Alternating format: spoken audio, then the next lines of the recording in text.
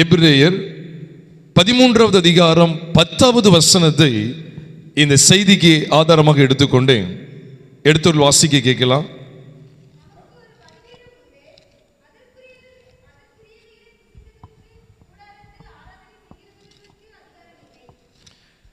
இங்கு நமக்கு ஒரு பலிபீடம் உண்டு என்று எபிரேயனாக்கியோன் அக்கால சபைக்கு எவ்விதமான வெளிச்சத்தை கொண்டு வருகிறார். கர்த்தருடைய ஆவியானவர் எபிரேயனாக்கியோனை எவ்விதமாய் பயன்படுத்த சித்தம் கொண்டார். இந்த எபிரேயர் 13வது அதிகாரம் ஒரு விசேஷித்த அதிகாரம். மற்ற அதிகாரங்களைப் போலவே இது ஒரு விசேஷித்த அதிகாரம். ஏன் அப்படி சொன்னா, திருமண வாழ்க்கையை குறித்தும் திருமண வாழ்க்கை கரைபட்டு விடக்கூடாது என்கிற வெளிச்சத்தை குறித்தும், கணவன் மனைவி ஒன்றாய் ஒரே சரீரமாய் இணைந்திருக்கிற வெளிச்சத்தை காண்பித்து கொடுத்து, பிற்பாடு கர்த்தரும் அவருடைய சபையும் எவ்விதமாய் ஒன்றிணைந்து இருக்கிறார்கள் என்கிற வெளிச்சத்தையும் காண்பித்து கொடுக்கிறார். இந்த எபிரேயர் 13வது அதிகாரத்திலே நாம் ஒரு சில வசனங்களை மாத்திரமே இன்றைக்கு நாம் தியானிக்க இருக்கிறோம். இது உண்மையாவே நிச்சயமாக உங்களுக்கு பிரயோஜனமாக இருக்கும். இதே காரியத்தை தான் 1 கொரிந்தியரின் புஸ்தகம் 6வது அதிகாரம் 14, 15, 16, 17, 18 ஆகிய வசனங்கள் வரைக்கும் நாம் பார்க்கும்போது, அங்கேயும் இந்த கணவன் மனைவிக்குள்ள உறவை காண்பித்து கொடுக்கிற அதே இடத்துல கிறிஸ்துவும் அவருடைய சபையும் இணைக்கப்பட்டிருக்கிறது என்கிற உறவை காண்பிக்கிறார். அங்கே வேசியோடு அப்படின்னு சொல்லி சொல்லப்பட்டிருக்கும். ஆனால் அது உண்மையான அர்த்தம் என்ன அப்படின்னா, அவர்கள் இருவரும் ஒரே மாம்சமாய் இருப்பார்கள் என்கிற சத்தியம் அங்கே காண்பிக்கப்படுகிறது. இருவரும் ஒரே மாம்சமாய் இருப்பார்கள். அதைத் தொடர்ந்து கர்த்தரோடு இசைந்திருக்கிறவனும் அவருடனே ஒரே ஆவியாய் இருக்கிறான் என்று சொல்லி 17வது வசனம் நினைக்கிறேன், 1 கொரிந்தியர் 6வது அதிகாரம் 1 கொரிந்தியர் 6 17வது வசனத்தில் பார்க்கிறோம். 16ல் இருவரும் ஒரே மாம்சமாய் இருப்பார்கள் என்று சொல்லி வேதம் காண்பித்து கொடுக்கிற வேத வசனத்தை காண்பித்து கொடுத்துட்டு, அதை தொடர்ந்து 17வது வசனத்திலே அப்படியே கர்த்தரோடு இசைந்திருக்கிறவனும் அவருடனே ஒரே ஆவியாய் இருக்கிறான் சொல்லிட்டு தான் சொல்றாரு, வேசித்தனத்திற்கு விலகி ஓடுங்கள். அப்போ கிட்டத்தட்ட 13வது வசனத்திலிருந்து கிட்டத்தட்ட 19 அல்லது 20 வரைக்கும், கடைசி வசனம் வரைக்கும் நீங்க பார்த்தீங்க அப்படின்னு சொன்னா, 20ஆம் வசனத்தில் சொல்லுவார். 19 மற்றும் 20 கவனிங்க. உங்கள் சரீரமானது நீங்கள் அவராலே பெற்றும் உங்களில் தங்கியும் இருக்கிற பரிசுத்த ஆவியினுடைய ஆலயமாய் இருக்கிறது என்றும் நீங்கள் உங்களுடையவர்கள் அல்லவென்றும் அறியீர்களா? கிரயத்துக்கு கொல்லப்பட்டீர்களே, ஆதலால் தேவனுக்கு உடையவைகளாகிய உங்கள் சரீரத்தினாலும் உங்கள் ஆவியினாலும் தேவனை மகிமைப்படுத்துங்கள் அப்படின்னு சொல்லி சொல்லுவார். இந்த 1 கொரிந்தியர் 6வது அதிகாரத்தில் சொல்லப்பட்ட இந்த வேத வசனங்களை தெளிவாக கவனிங்க. நம்முடைய சரீர அவயவங்களை குறித்து, கணவன் மனைவியுடைய உறவு எப்படி இருக்கிறதோ அதே போல நம்முடைய கர்த்தருக்கும் நம்முடைய கடவுள் தேவனுக்கும் நமக்கு இடையில இருக்கிற உறவு எப்படிப்பட்டது, அதனை தொடர்ந்து கர்த்தருடைய வேதம் சொல்லுகிறது தேவனை மகிமைப்படுத்த வேண்டும் என்று சொல்லி. நீங்களும் நானும் தேவனுக்கு சொந்தமானவர்கள். இதைத்தான் எபிரேயர் புஸ்தகத்துக்கு வரும்போது, எபிரேயர் 13வது அதிகாரத்துக்கு வாங்க. இன்னைக்கு குடும்பத்துக்கு வேண்டிய ஆலோசனையும் தேவன் நமக்கு தருகிறார். எபிரேயர் 13வது அதிகாரம் 4ஆம் வசனத்தில் சொல்லும்போது சொல்றார் பாருங்க, விவாகம் யாவருக்குள்ளும் கனமுள்ளதாயும் விவாக மஞ்சம் அசுசிப்படாததாயும் இருப்பதாக அப்படின்னு சொல்லி சொல்லப்பட்டிருக்கு. விவாகம் அப்படி சொன்னா நம்ம தமிழ்ல சொல்றோம்ல, இன்னொரு வார்த்தை சொல்றோம்ல, என்ன?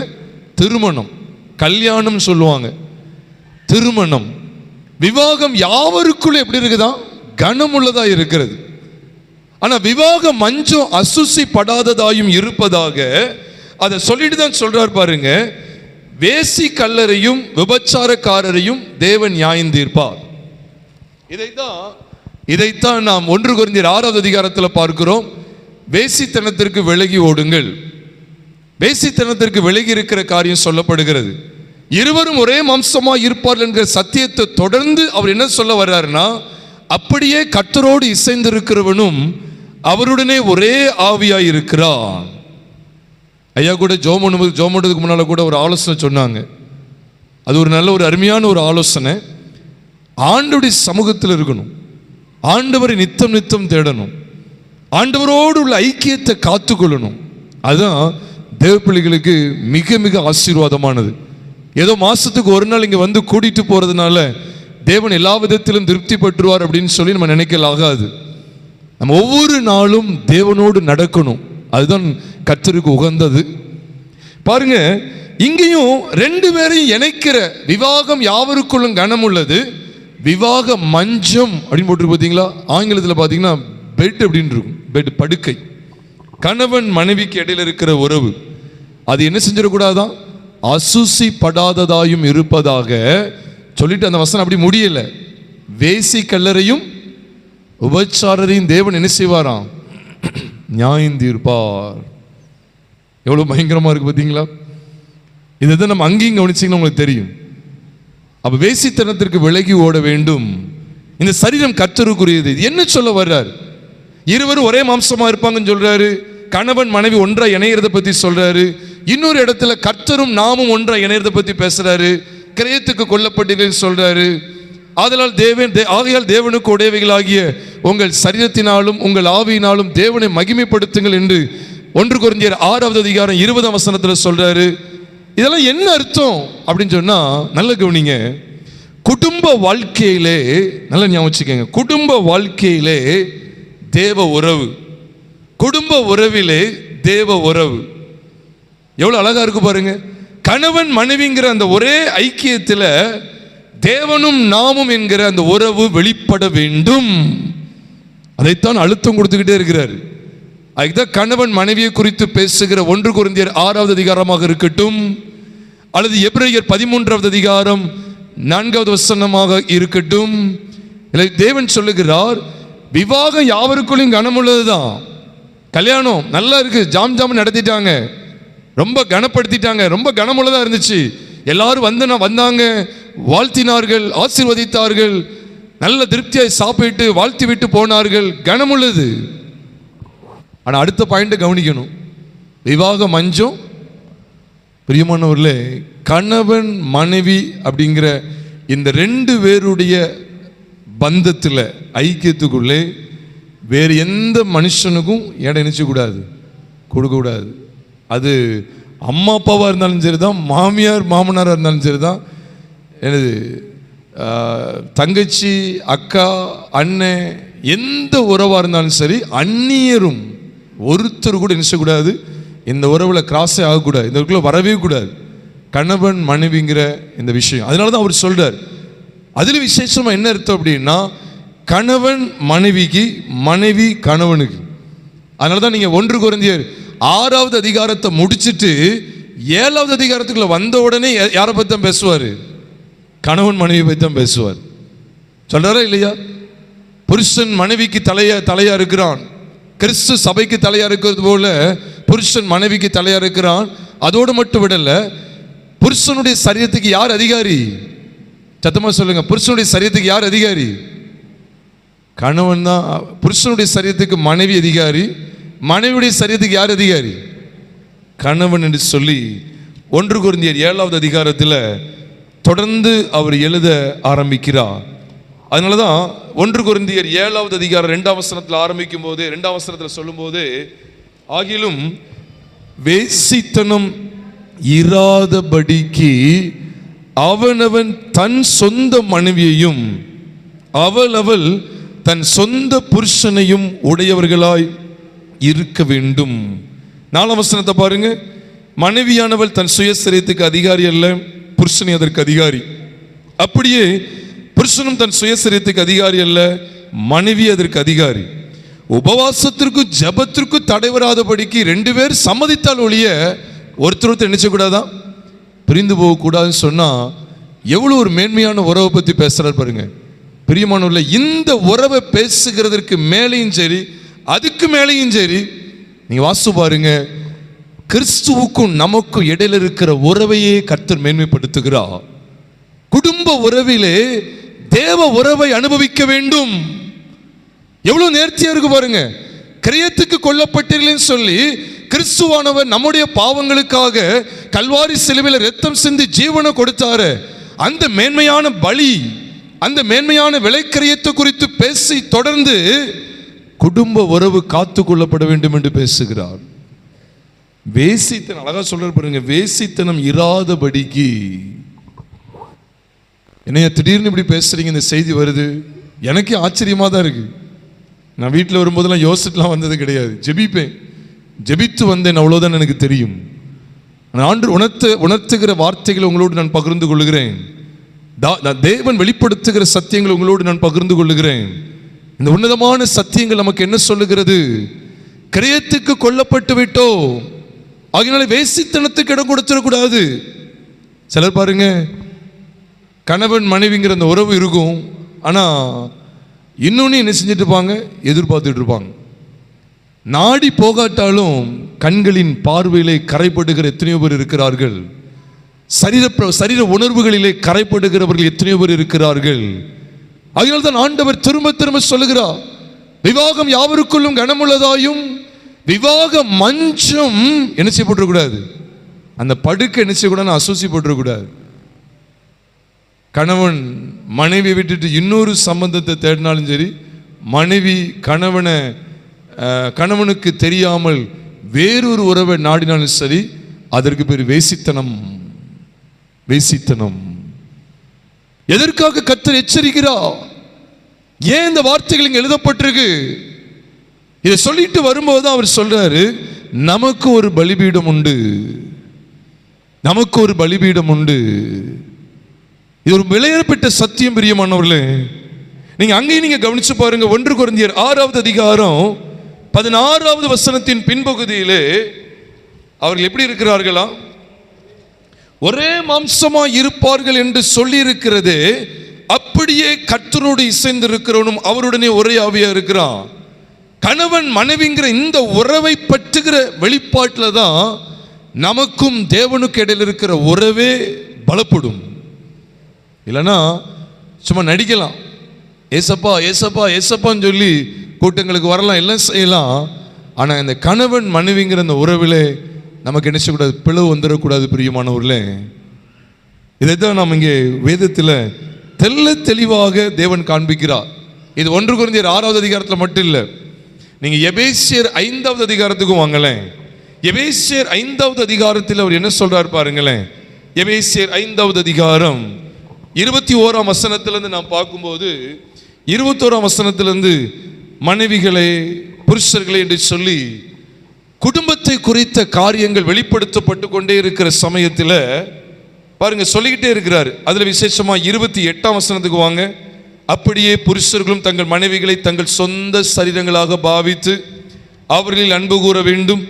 தன் மனைவியில் அன்பு கூறுகிறவன் தன்னில் தான் அன்பு கூறுகிறான். தன் சொந்த மாம்சத்தை பகைத்தவன் ஒருவனும் இல்லையே. கர்த்தர் சபையை போஷித்து காப்பாற்றுகிறது போல ஒவ்வொருவனும் தன் மாம்சத்தை போஷித்து காப்பாற்றுகிறான். சொல்லிட்டு உடனே 30ஆம் வசனத்தில் சொல்றாரு, நாம் அவருடைய சரீரத்தின் அவயவங்களாயும் அவருடைய மாம்சத்துக்கும் அவருடைய எலும்புகளுக்கும் உரியவர்களாயும் இருக்கிறோம். பாருங்க, கணவன் மனைவி சொந்த சரீரம், சொந்த எலும்பு, சொந்த மாம்சம் என்கிற அந்த பந்தத்தை குறித்து பேசிட்டு, அந்த சொந்த பந்தம் எல்லாம் எதை தொடர்பா இருக்கிறது அப்படின்னு சொன்னா, எதை தொட்டு இருக்க வேண்டும் என்று சொல்லுகிறார் என்றால், எதோடு இணைக்கப்பட வேண்டும் என்று கர்த்தர் சொல்லுகிறார் என்றால், நமக்கும் தேவனுக்கும் இடையில் இருக்கிற உறவு.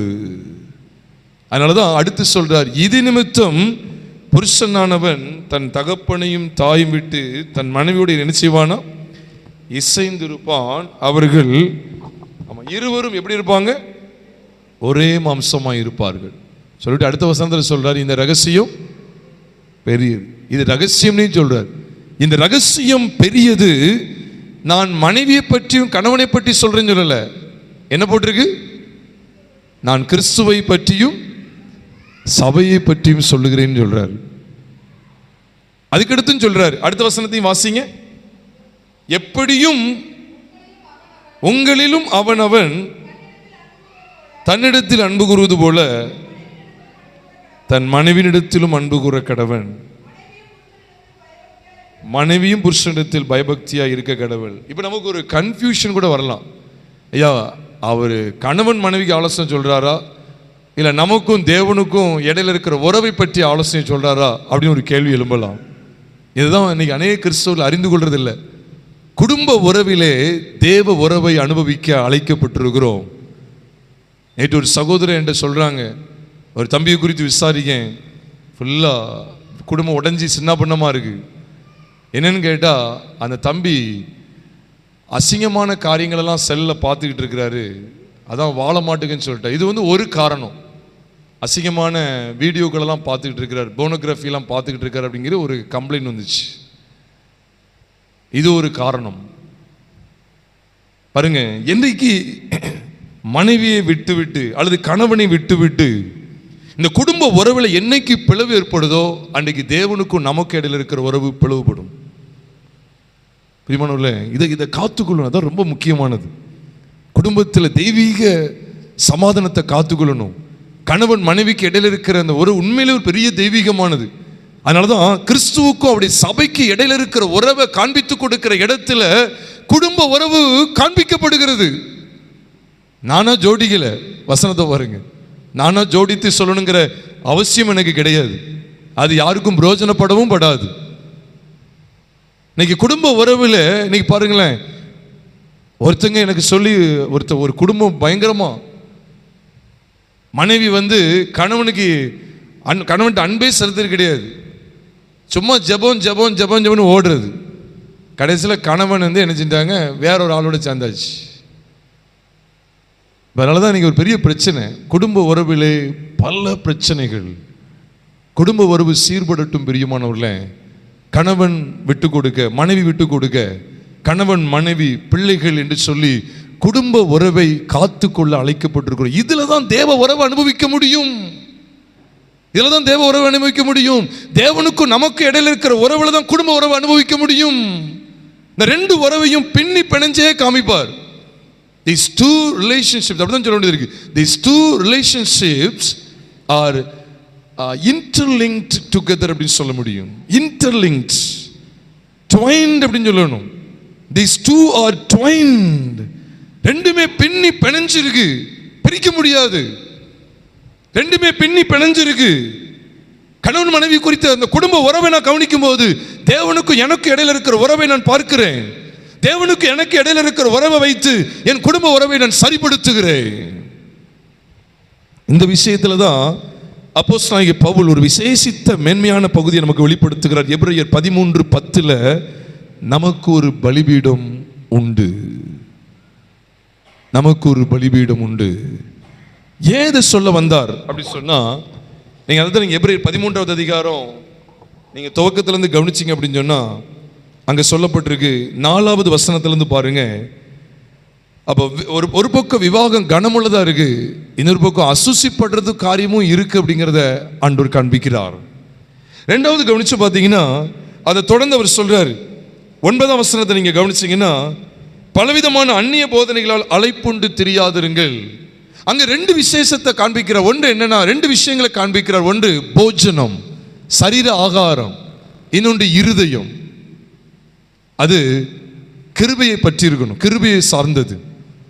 போஜனத்தை குறித்தும் பேசுகிறார், கிருபையை குறித்தும் பேசுகிறார். சரீரத்துக்கு வேண்டிய, இன்னொன்று நம்முடைய இருதயத்துக்கு வேண்டிய, ஆத்மாவுக்கு வேண்டிய ஆகாரத்தை குறித்தும் பேசுகிறார். 9ஆம் வசனத்தை பாருங்க, எவ்வளவு அழகா சொல்றார் பாருங்க. பலவிதமான அந்நிய போதனைகளால் அலைப்புண்டு தெரியாதிருங்கள். நீ கிட்டத்தட்ட மேல இருந்து கவனிச்சாலே எதுக்காக இது எழுதப்பட்டிருக்குன்னு கேட்டா, பழைய உடன்படிக்கையில திருமண வாழ்க்கை என்பது தாறுமாறா இருந்துச்சு. நீங்க யாராவது ஆபிரகாம ஒரு திருமண வாழ்வுக்கு அடையாளம் எடுக்க முடியுமா? எடுக்க முடியாது. ஆபிரகாமுக்கு சாராள் மட்டும் இல்லை, சாராள் உயிரோடு இருக்கும் போதே யாரும் சேர்ந்துக்கிட்டா, ஆகாரும் இணைந்து கொண்டாள். அதை தொடர்ந்து பார்த்தீங்கன்னா கேத்துராலும் இணைந்து கொண்டாள். ஆபிரகாமுக்கு மனைவியாய் சாராள் இருக்கிறதை ஆதியாகமத்தின் புஸ்தகம் 11வது அதிகாரம் கடைசி வசனத்திலையும், ஆதியாகமத்தின் புஸ்தகம் 12வது அதிகாரம் துவக்கத்திலையும் பார்க்கிறோம். ஆகார் இணைந்து கொண்டதை ஆதியாகமத்தின் புஸ்தகம் 16வது அதிகாரத்தில் பார்க்கிறோம். பிற்பாடு தன்னுடைய முதிர் வயது காலத்தில் கேத்துரால் என்கிற ஒரு பெண்ணையும் விவாகம் பண்ணினான் என்று சொல்லி ஆதியாகமத்தின் புஸ்தகம் 25வது அதிகாரம் 1வது வசனத்தில் பார்க்கிறோம். இது குடும்ப உறவுக்கு செட் ஆகாது. சரி, யாக்கோபு எடுத்துக்கலாம் அப்படின்னு சொல்லி பார்த்தா, யாக்கோபும் 4 நபர்களை திருமணம் முடிக்கிறார். லேயாள், ராகேல், சில்பால், பில்கால் என்று சொல்லி 4 பேரை திருமணம் முடிக்கிறார். இதுவும் திருமண வாழ்வுக்கு செட் ஆகாது. அந்த காலத்தில், அதாவது நல்ல கவனிங்க, பாலிகெமி அப்படின்னு சொல்லி சொல்லுவாங்க ஆங்கிலத்தில். பாலிகெமி, மோனோகெமிங்கிறது ஒரே ஒருத்தரோடு குடும்பம் நடத்துறது. பாலிகெமிங்கிறது ஒன்றுக்கு மேற்பட்டவங்களோடு மேரேஜ் பண்ணுறது இருந்துச்சு. அந்த காலத்தில் இப்படிப்பட்ட சடங்குகள்லாம் இருந்துச்சு. அப்போ எபிரேனாக்கியோன் பலிபீடத்தை குறித்தான் பேசிக்கிட்டு இருக்கிறார்.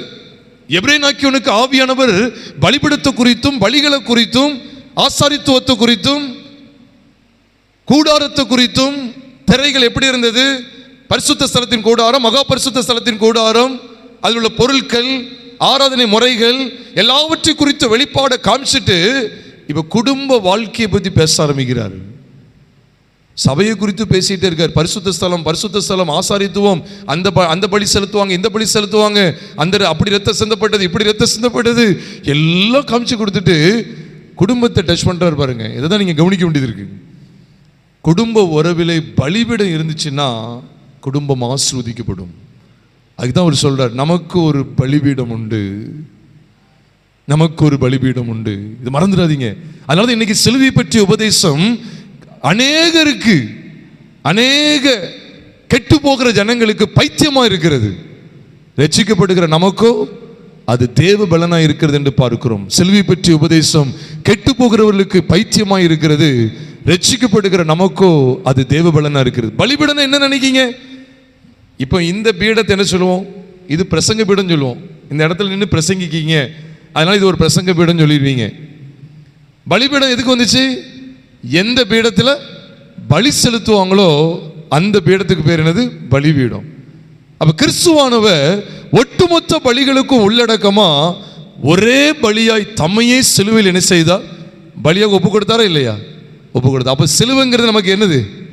சத்தமா சொல்லுங்க, பலிபீடம். சத்தமா சொல்லுங்களேன், பலிபீடம். அப்ப சிலுவைங்கிற இந்த பலிபீடத்துக்குள்ள நீங்களும் நானும் வந்துவிட வேண்டும். பாருங்க, எவ்வளவு அழகா எழுதுறாரு பாருங்க. அப்ப எபிரேயர்ல ஆராதனை முறைமைகளை குறித்தே நீங்க படிச்சுட்டு போயிடக்கூடாது. விவாகத்தை குறித்து எழுதுகிறார். முடிக்கிற டைம்ல டச் பண்றாரு. இந்த உறவின் அடிப்படையில் தான் குடும்பம் இருக்க வேண்டும் என்று சொல்லி, குடும்பத்தின் உறவை பார்க்கும்போது தேவனுக்கும் நமக்கு இடையில இருக்கிற உறவு எப்படிப்பட்டதுன்னு தெரிய வரும். தேவனுக்கும் நமக்கு இடையில இருக்கிற உறவை பார்க்கும்போது நமக்கும் நம்முடைய குடும்பத்தில் இருக்கிற அந்த உறவுக்கும் எப்படிப்பட்ட சம்பந்தம் அப்படிங்கிறது தெரிய வரும். இவ்விதமாய் பலிபீடத்தோடு குடும்ப உறவை இணைக்கிறார். அது அசுசிப்பட்டு விடக்கூடாது. அதுக்கு தான் சொல்றாரு, we have an altar, we have an altar. நமக்கு ஒரு பலிபீடம் உண்டு. உங்கள்கிட்ட ஒரு கேள்வி கேட்கிறேன். வேதாகமத்திலேயே முதல்ல எழுதப்பட்ட புஸ்தகம் எந்த புஸ்தகம் சொல்லுமா? சத்தமா சொல்லுங்க. யோபு புஸ்தகம் தான் எழுதப்பட்ட புஸ்தகம். நீங்க நினைப்பீங்க ஆதியாகமம் தானே போட்டிருக்கு அப்படின்னு நினைப்பீங்க. கொடுக்கப்பட்ட புஸ்தகம் தான் ஆதியாகமம். ஆனா சரித்திர பின்னணியில சொல்றாங்க, எழுதப்பட்ட புஸ்தகம் முதல் புஸ்தகம் எது தெரியுமா? யோபு புஸ்தகமா. நீங்க யோபு புஸ்தகத்தை அப்படி திறந்தீங்கன்னு வச்சுக்கோங்களேன், முதல் பகுதியிலேயே ஊத்ஸ் தேசத்திலே ஒரு மனுஷன் இருக்கிறான், யோபு. பர்சனல் லைஃப் தான் ஃபர்ஸ்ட் வருது. அவன் யார் அப்படிங்கிற பர்சனல் லைஃப் மட்டும் தான் நீங்க பார்ப்பீங்க. குடும்ப வாழ்க்கை கிடையாது. எடுத்த உடனே குடும்பத்தை பத்தி போடல. பர்சனல் லைஃபை தாண்டி இப்ப இந்த மனுஷனை குடும்ப உறவுல கொண்டு வரும்போது எதுல கொண்டு நிப்பாட்டுறாரு தெரியுமா? பலிபீடத்தில் கொண்டு வந்து நிப்பாட்டுறாரு. அதனாலதான் முதல் 3 அல்லது 4 வசனங்கள் வரைக்கும் பார்த்துக்கங்க, நல்ல கவனிங்க. முதல் 3 அல்லது 4 வசனங்கள் யோபுவின் புஸ்தகம் 1வது அதிகாரம் முதல் 4 வசனங்களை பார்த்தீங்கன்னா ஒரு மனுஷனுடைய பர்சனல் லைஃபை பத்தி முதல்ல பேசுறாரு. இப்ப குடும்ப வாழ்வுக்கு குடும்பம் அப்படின்னு வரும்போது 5ஆம் வசனத்தை பார்க்கும்போது யோபுவும் அவனுடைய குமாரத்திகள், பிள்ளைகள். முதல்ல பர்சனல் தான். யோபு குடும்பம் கிடையாது. அவன் குடும்பஸ்தனா இருந்தாலும் முதல்ல பைபிள் அவனை குடும்பத்துக்குள்ள முதல்ல கொண்டு போகல, தனி மனிதனை காமிச்சு கொடுக்கிறார். உத்தமனும் சன்மார்க்கனும் நீதிமானாய், அது மட்டும் இல்லை தேவனுக்கு பயந்து பொல்லாப்பை விட்டு விலகுறனுமாகிய இந்த மனுஷனை போல பூமியில் ஒருத்தர் இல்லை. எல்லாம் நீங்க பார்க்கலாம். அந்த மனுஷனுக்கு ஆடுகள் இருந்துச்சு, மாடுகள் இருந்துச்சு, பிள்ளைகள் இருந்து எல்லாம் இருக்கு. ஆனா அந்த குடும்ப உறவுன்னு வரும்போது யோபு 1வது அதிகாரம் 5ஆம் வசனத்தை பாருங்க. பைபிள்லயே முதல்ல எழுதப்பட்ட புஸ்தகம்னு சரித்திரத்தில் சொல்றாங்க. துவக்கத்திலேயே குடும்ப உறவுக்குள்ளே போகும்போது பலிபீடத்துல தான் குடும்பமே ஆரம்பிக்கிறது. 5ஆம் வசனத்தை வாசிக்க கேட்கலாம், வாசிங்க. அவரவருடைய நாள் முறை முடிகிற போது யோபு, ஒருவேளை என் குமாரர் பாவம் செய்து தேவனை தங்கள் இருதயத்தில் தூஷித்திருப்பார்கள் என்று சொல்லி, பாருங்க, தேவனுக்கும் தங்களுக்கும் இடையில இருக்கிற உறவை காத்துக்கொள்ளணும் அப்படின்னு சொன்னா, தேவனுக்கும் நமக்கு இடையில இருக்கிற உறவுல எவ்விதமான கரையோ திரையோ இருக்கக்கூடாதபடிக்கு பார்த்து கொள்ள வேண்டும் என்று சொன்னால் பலிபீடம் தேவை. குடும்பத்துக்குள்ள என்ன தேவை? பலிபீடம் தேவை. அதான் என்ன செய்றாரு? இப்ப என்னதான் பிரச்சனை அப்படின்னு கேட்டா, வழக்கமா செய்யறது போல செய்வார் அப்படிங்கறத நினைச்சிடாதீங்க. கடமைக்கு செய்தார் நினைச்சிடாதீங்க. என் குமாரருக்கும் தேவனுக்கும், என் குடும்பத்துக்கும் தேவனுக்கும், சபைக்கும் கிறிஸ்துவுக்கும் இடையில ஏதாகிலும் பிளவு வந்துருமோ? ஒருவேளை வந்தா என்ன செய்ய? தூசித்திருப்பாங்களோ, தேவனை துக்கப்படுத்தியிருப்பாங்களோ, தேவனுக்கும் என் பிள்ளைகளுக்கு இடையில இருக்கிற உறவில பிளவு ஏற்பட்டிருக்குமோ? இதை குறித்த விஷயத்தில் யோபுவுக்கு இருந்த ஒரு பெரிய வெளிப்பாடு, ஒரு பெரிய வெளிப்பாடு. நான் சொல்வேன், there was a great revelation. There was a great revelation which was in Job. அவனுக்குள்ள இருந்த ஒரு பெரிய வெளிப்பாடு என்ன? அவர்களை அழைத்து அனுப்பி கடைக்கு போயிட்டு வருவோம் வாங்கன்னு சொல்லி கூப்பிடல, எல்லாரும் உட்கார்ந்து சாப்பிடுங்க அப்படின்னு சொல்லி சொல்லல, அது சொல்ல ஒரு 5 நிமிஷம் ஜெபம் பண்ணுங்க அப்படி சொல்லல. எதுக்குள்ள கொண்டு வர்றார்? வாசிங்க. அவர்களை அழைத்து அனுப்பி பரிசுத்தப்படுத்தி அதிகாலமே எழுந்து, அவர்களுடைய எல்லாருடைய காலையில எழுந்து விடிஞ்சு விடியாம அப்படி சொல்றது போல அதிகாலமே எழுந்து அவர்கள் எல்லாருடைய லெக்கத்தின் படியையும், பாருங்க, சர்வாங்க தகன பலிகளை செலுத்துவான். பலி, தேவனுக்கும் நமக்கு இடையில இருக்கிற உறவை காத்துக்கொள்வதற்கு யோபுடைய குடும்பத்திலே பலிபீடம் இருந்துச்சு. பலியை சும்மா செலுத்த முடியாது. என்னதான் கசாப்பு கடையில், கறி கடையில் ஆட்டுக்கறியோ மாட்டுக்கறியோ கோழிக்கறியோ ஒரு கம்பியில் தொங்க விட்டுருந்தாலும், கூர்மையான ஒரு கம்பியில் தொங்க விட்டுருந்தாலும் இங்கேருந்தே வெட்டி வெட்டி கொடுக்க மாட்டாங்க. அதுக்கு அவங்களுக்கு ஒரு பலிபீடம் மாதிரி என்ன இருக்குது, வெட்டி கொடுக்கறதுக்குன்னு ஒரு இடம் வச்சுருக்காங்க. ஒரு மரம் போட்டிருப்பாங்க, அப்படி தானே? மரம் துண்டை போட்டிருப்பாங்க. அந்த மரத்துண்டை வச்சு தான் நினச்சிவாங்க வெட்டி கரெக்டாக வெட்டி கொடுக்க முடியும்.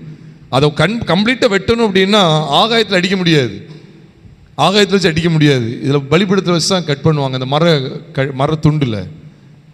இப்போ அவ்விதமாக யோபுடைய வீட்டில் என்ன இருந்துச்சுன்னா, தேவனுக்கும் தங்களுக்கும் இடையில இருக்கிற உறவை காத்துக்கொள்ளணும் அப்படி சொன்னா, இந்த உறவு சீர்படணும் அப்படின்னு சொன்னா, இந்த உறவுல எந்த பிளவு ஏற்படக்கூடாது என்று சொன்னால் பலிபீடமே தீர்வு, பலிபீடமே தீர்வு. புதிய ஏற்பாட்டில் அந்த பலிபீடம் எதுன்னு சொல்லிருங்களேன். புதிய ஏற்பாட்டில் அந்த பலிபீடம் எது? உங்களுக்காக எனக்காக ஒருத்தர் பலியானார். எது? எந்த பலிபீடமாகிய எதுல பலியானார்? சத்தமா சொல்லுங்க. சிலுவையில். குடும்ப உறவை குறித்து முதல் புஸ்தகம் தன் பிள்ளைகளுக்கு இப்போ இப்படி கூட எழுதியிருக்கலாம். எல்லாரும் விருந்துக்கு போயிட்டு வந்தோடனே ட்ரெஸ் எல்லாம் அழுக்கா இருக்கு, அவங்களுக்கு அவங்களுடைய லெக்கத்தின்படி புது புது ட்ரெஸ் வாங்கி கொடுக்கறதுக்காக ஒரு 10 நபர்களை நியமித்து நெசவு வேலையை செய்து புது புது ட்ரெஸ்ஸுகளை அவன் தைத்து கொடுப்பான், அந்நாட்களில் எல்லாம் அவன் செய்து வருவான் அப்படி கூட போட்டிருக்கலாம். அப்படி போடல. ஆனால் எப்படி போட்டிருக்கு பார்த்தீங்களா? பலிபீடம் தான் தீர்வு, பலிபீடம் தான் தீர்வு. குடும்ப வாழ்க்கைக்குள்ள பலிபீடம் தேவை. கணவன் மனைவிக்குள்ளே, பெற்றோர் பிள்ளைகளுக்குள்ளே பலிபீடம் இருக்குமேயானால் தேவனுக்கும் நமக்கும் இடையில எவ்விதமான பிளவும் வரவே வராது.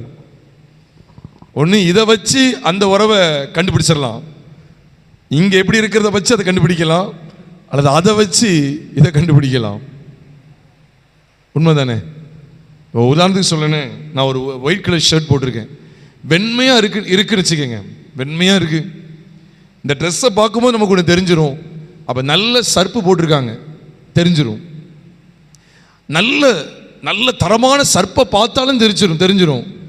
இந்த துணி, இந்த சர்ப்பு இருந்தால் தான் இந்த துணி என்ன செய்யும், இப்படி ஆகும்னு தெரியும். ஒன்று அதை பார்த்து தெரிஞ்சுக்கலாம், இல்லை இதை பார்த்து தெரிஞ்சுக்கலாம். ஆனால் எது இன்னைக்கு பிரதானம் அப்படின்னா, குடும்ப வாழ்க்கையில் பலிபீடம் தேவை. நானும் ஆண்டவரை ஏற்றுக்கொள்ளும் போது எப்படி தெரியுமா, இந்த யோபு புஸ்தகத்தை பார்த்து ரசிக்கப்பட்டேன். 2004 வருஷம் உதாரியாய் வாழ்ந்து வந்துட்டு இருந்தேன். ரட்சிப்பு கிடையாது, ஒன்றும் கிடையாது. என்னுடைய பிறப்பிலிருந்தே நான் பாவி, பிறப்பிலிருந்தே பாவி.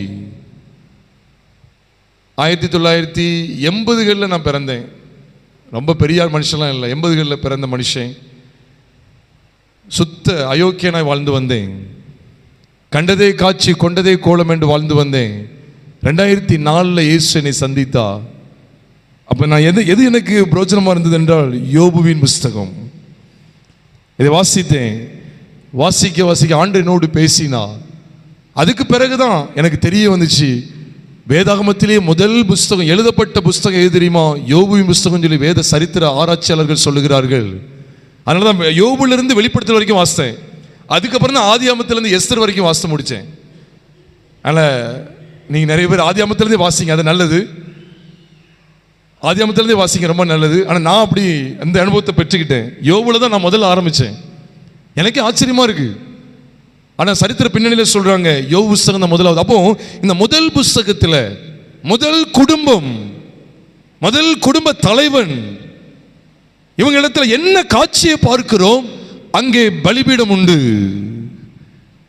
விவாக மஞ்சம் அசூசிப்படக்கூடாது சொல்லிட்டுதான் சொல்றாரு. கவனம், விவாகம் யாவருக்குள்ளும் கனமுள்ளதாயும் விவாக மஞ்சம் அசூசிப்படாததாயும் இருப்பதாக சொல்லிட்டு இந்த வசனம் முடியல. வேசி கல்லறையும் விபச்சாரக்காரையும் தேவன் என்ன செய்வார், நியாயம் தீர்ப்பார் என்று. எதுக்கு தெரியுமா எச்சரிப்பு எழுதுறாரு, நியாயம் தீர்க்கிறா. எதுக்கு இந்த எச்சரிப்பு? அதுல இன்னொரு மனுஷன் வந்துடக்கூடாது, அதுல இன்னொரு மனுஷி வந்துடக்கூடாது. குடும்ப வாழ்க்கை குறித்து எவ்வளவு காரியங்களை கேட்டுக்கிட்டு இருக்கோம் தெரியுமா? குடும்பம் இன்னைக்கு சின்ன பொண்ணமாகிட்டு இருக்கு. எத்தனை குடும்பங்கள தெரியுமா? ஒரு குடும்பத்தை சொல்றாங்க, தொடர்பு கணவனுக்கு அங்க தொடர்பு இங்க தொடர்பு. நான் சொல்றேன், போன்ல கூட தவறான காட்சியை பார்த்துறாதீங்க பிரியமானவர்களே. அதுவும் ஒரு வேசித்தனத்துக்கு அடையாளம் தான், அதுவும் விபச்சாரத்துக்கு அடையாளம் தான். இயேசுவே சொல்லிட்டாரு. மத்திய எழுதின சுவிசேஷம் 5வது அதிகாரம் 28ஆம் வசனத்தில் சொல்லுகிறா, நான் உங்களுக்கு சொல்லுகிறேன், ஒரு ஸ்திரீயை இச்சையோடு பார்க்கிற எவனும் அவளுடனே தன் இருதயத்தில் விபச்சாரம் செய்தாயிற்று. இச்சையோடு பார்த்தாலே போதும், டிவியில அல்லது ஏதோ ஒரு வால் போஸ்டர்ல அல்லது ஏதோ ஒரு நியூஸ் பேப்பர்ல நீங்க இந்த காட்சியை பார்த்து உள்ளத்தில் ரசிச்சிட்டாலே அதற்கு பெயர் விபச்சாரம். கரைபட்டு விடக்கூடாது. அதனாலதான் ஆண்டவர் பேசிக்கிட்டே வர்றாரு, கரைபட்டு விடக்கூடாது. நீங்க இதை மட்டும் பார்த்துடக்கூடாது. எபிரேயர்ல முதல் 12 அதிகாரங்கள்ல பழைய உடன்படிக்கையில் இருந்த பலிகள், பழைய உடன்படிக்கையினுடைய ஆராதனைகள், பழைய உடன்படிக்கையில் இருந்த ஆசாரியத்துவம், இது எல்லாத்தையும் மாற்றினார். அதை மாற்றினார். ஆரோனுடைய ஆசாரித்துவத்தை மாற்றினார். ஆரோன் மூலமாய் வந்த அந்த பலிகள் எல்லாத்தையும் மாற்றினார். ஆராதனை எல்லாம் மாற்றி அதெல்லாம் மாற்றினார். அதே போல இதையும் மாற்றிட்டார். திருமண வாழ்க்கையும் மாற்றிட்டார். அன்னைக்கு தாவீது எடுத்துக்கிட்டீங்கன்னா, தாவீதுக்கு எத்தனை மனைவிகள் தெரியுமா? 8 மனைவிகள். 7லேருந்து 8 மனைவிகள் இருக்காங்க. 10 மறுமனையாட்டிகள் இருந்தாங்க, கான்குபைன்ஸ், வைப்பாட்டிகள் சொல்லுவாங்க. நம்ம தமிழ் பதத்தில் நம்ம வழக்க சொல்ல என்ன சொல்லுவாங்க? வைப்பாட்டிகள் சொல்லுவாங்க. கீப், ஆங்கிலத்தில் கான்குபைன்ஸ் அப்படின்னு சொல்லுவாங்க. எத்தனை பேர் தெரியுமா தாவீதுக்கு? 10 மறுமனையாட்டிகள். ஒரு உங்களுக்கு சந்தேகம் இருந்தால் நீங்கள் வீட்டில் வாசித்து பார்த்துக்கங்க. 2 சாமுவேலின் புஸ்தகம் இப்போ எடுக்க வேண்டாம். 2 சாமுவேலின் புஸ்தகம் 16வது அதிகாரம் கடைசி 3 வசனங்களை வாசித்து பாருங்க. 10 மறுமனையாட்டிகள் இருந்தாங்க. ஆனால் அப்படிப்பட்ட மனுஷன் கூட பச்சைப்பாலுடைய விஷயத்தை தவிர்த்து வேற எதுலையும் ஆண்டவர் அவனை என்ன செய்யல, அவனை குற்றப்படுத்தின மாதிரி இல்லை. அவனை என் இருதயத்துக்கு ஏற்றவனாக கண்டேன் என்று சொல்லுகிறதை அப்போஸ்தலர் நடபடிகள் 13வது அதிகாரம் 22வது வசனத்தில் சொல்றார். அப்போஸ்தலர் 13:22 அவன் என் இருதயத்துக்கு ஏற்றவனாக கண்டேன், எனக்கு சித்தமானவைகள் எல்லாம் செய்வான் என்று சொல்லி அவனை என் இருதயத்துக்கு ஏற்றவனாக கண்டேன் சொல்றாரு. அதுதான் சொல்றார், விவாகம் மஞ்சம் அசூசிப்படக்கூடாது. 1 கொரிந்தியர் 6வது அதிகாரத்திலையும் 2 பேரும் ஒரே மாம்சமா இருப்பாருன்னு சொல்லிட்டு கர்த்தருக்கும் நமக்கு இடையில இருக்கிற உறவை குறித்து பேசுகிறார். நீங்கள் கிறிஸ்துவினுடைய சரீர அவயவங்களா இருக்கிறீங்கன்னு சொல்லி கொடுக்கிறார். எதுக்கு சொல்லி கொடுக்கணும்? ஒரே மாம்சமா இருப்பாங்க சொல்லிட்டு சொல்றாரு, கிரயத்துக்கு கொல்லப்பட்டீர்களே பலிபீடம். இந்த பலிபீடத்தை குறித்த உணர்வு இருந்துச்சுன்னா வெகு ஜாக்கிரதையா நடப்போம். அது என்ன இந்த பலிபீடத்தை குறித்த உணர்வு? பலிபீடம் என்றால் என்னது? சத்தமா சொல்லுங்க. புதிய ஏற்பாட்டில் பலிபீடங்கிறது எதை குறிக்கி? சிலுவை. நீங்க கூட நினைக்கலாம் அடிக்கடி சிலுவை பத்தி பேசுறாங்க. இல்ல, அடிக்கடி சொல்லிடாதீங்க, எப்பொழுதுமே சிலுவை தான் பேசுறாங்கன்னு சொல்லுங்க. அதான் சரியானது. அங்கதான் பிரியமானவர்களே, அங்கதான் பைபிள்ல போட்டிருக்கு, கிறிஸ்துவினுடையவர்கள் தங்கள் மாம்சத்தையும் அதன் ஆசை இச்சைகளையும் எதில் அறைஞ்சிருக்காங்க? சிலுவையில் அறைந்திருக்கிறார்கள் சொல்லி கலாத்தியர் 5வது அதிகாரம் 24வது வசனத்தில் வாசிக்கிறோம். ஒட்டுமொத்தமா க்ளோஸ் ஆகுது. நீங்க நல்லா கவனிச்சு பாருங்க. கலாத்தியர் 5வது அதிகாரம் 18, 19, 20 ஆகிய வசனங்கள்ல பாத்தீங்கன்னா மாம்சத்தின் கிரியைகள் வெளியரங்கமாக இருக்கின்றன என்று சொல்லி ஒரு பெரிய பட்டியல் போடுறார். எதெல்லாம் மாம்சத்தின் கிரியைகள் சொல்லி ஒரு பெரிய பட்டியல் போடுறாரு. பட்டியல் போட்டுக்கிட்டே இருக்கிறார் பாருங்க. போடுறாரா இல்லையா? ஒரு பெரிய பட்டியல் உள்ளது. மாம்சத்தின் கிரியைகள் வெளியரங்கமாக இருக்கின்றன. சரி, அவை யாவன? வாசிங்க. அவை யாவன சொல்லுங்க. முதலிருந்து பாருங்க.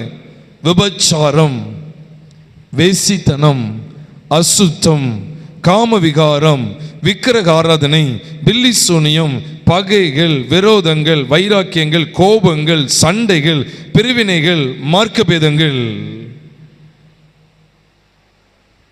அதுக்கப்புறம் பொறாமைகள், கொலைகள், வெறிகள், களியாட்டுகள் முதலவிகளை இப்படி முதலானவைகளே இப்படிப்பட்டவைகளை செய்கிறவர்கள் தேவனுடைய ராஜ்யத்தை சுதந்தரிப்பதில்லை என்று முன்னே நான் சொன்னது போல இப்பொழுதும் உங்களுக்கு சொல்லுகிறேன் சொல்லிட்டு ஆவியின் கனியும் ஒரு லிஸ்ட் போடுறார்.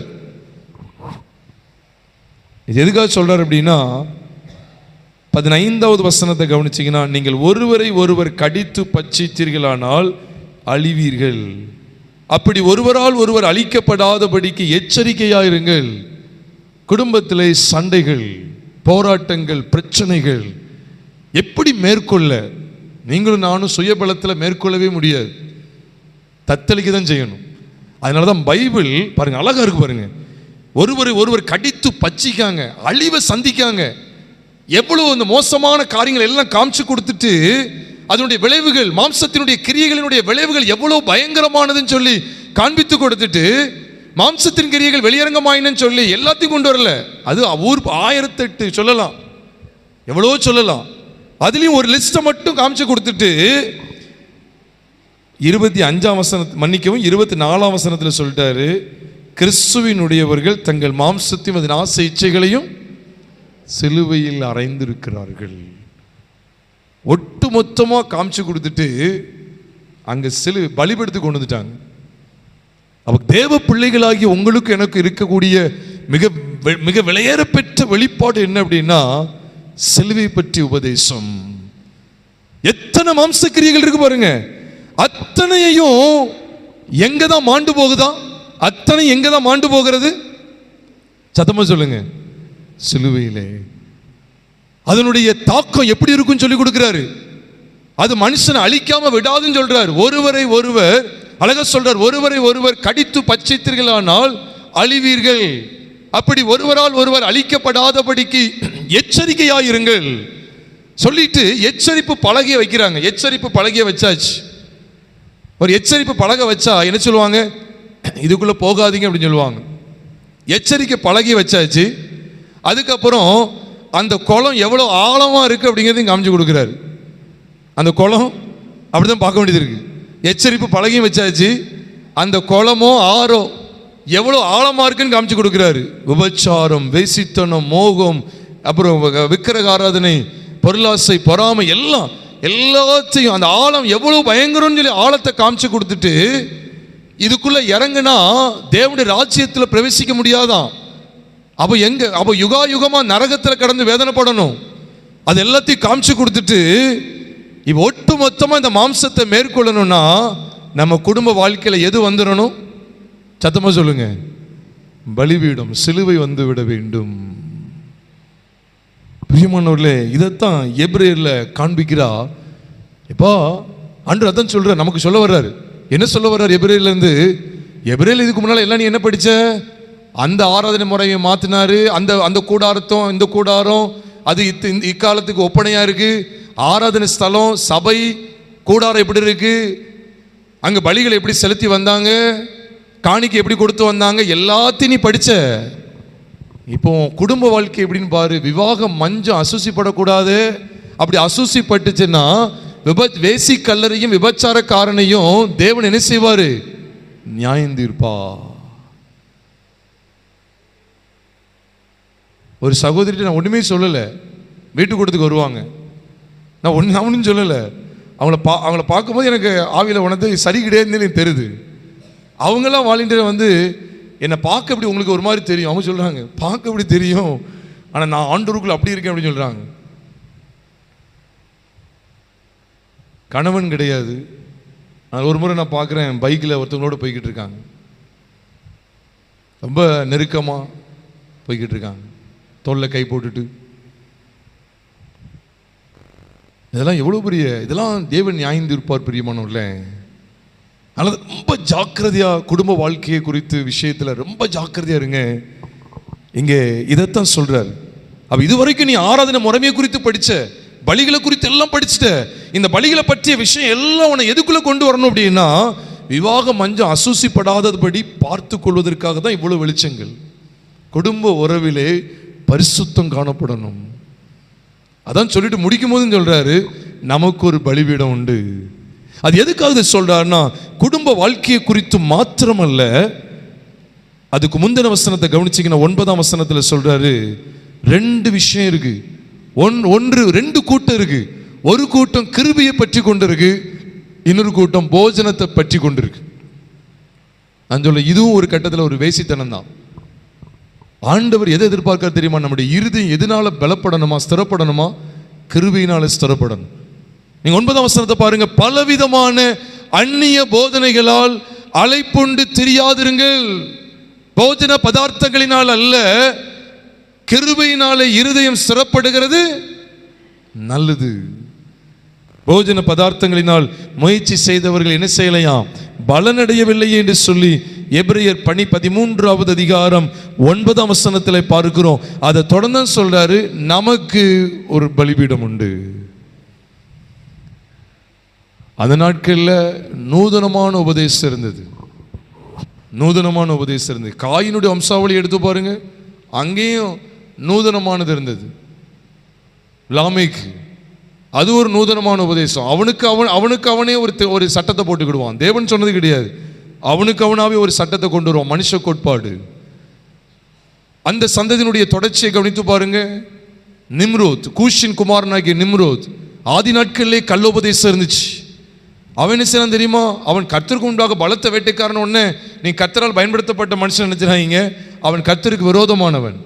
கர்த்தர் சேத்தினுடைய சந்ததியில், ஏனோ சேத் இவருடைய சந்ததியில் அவரை ஆராதிக்கிற, அவரை தொழுது கொள்ளுகிற ஒரு மகிமையான கூட்டத்தை எழுப்பி கொண்டிருக்கிறார். சேம் மற்றும் யாப்பேத் என்கிற சந்ததியை கர்த்தர் பெருகச் செய்கிறார். அதுக்கு நடுவில் காமின் சந்ததி, சபிக்கப்பட்ட கானானும் அங்கே பெருகி வந்து கொண்டே இருக்கிறான்.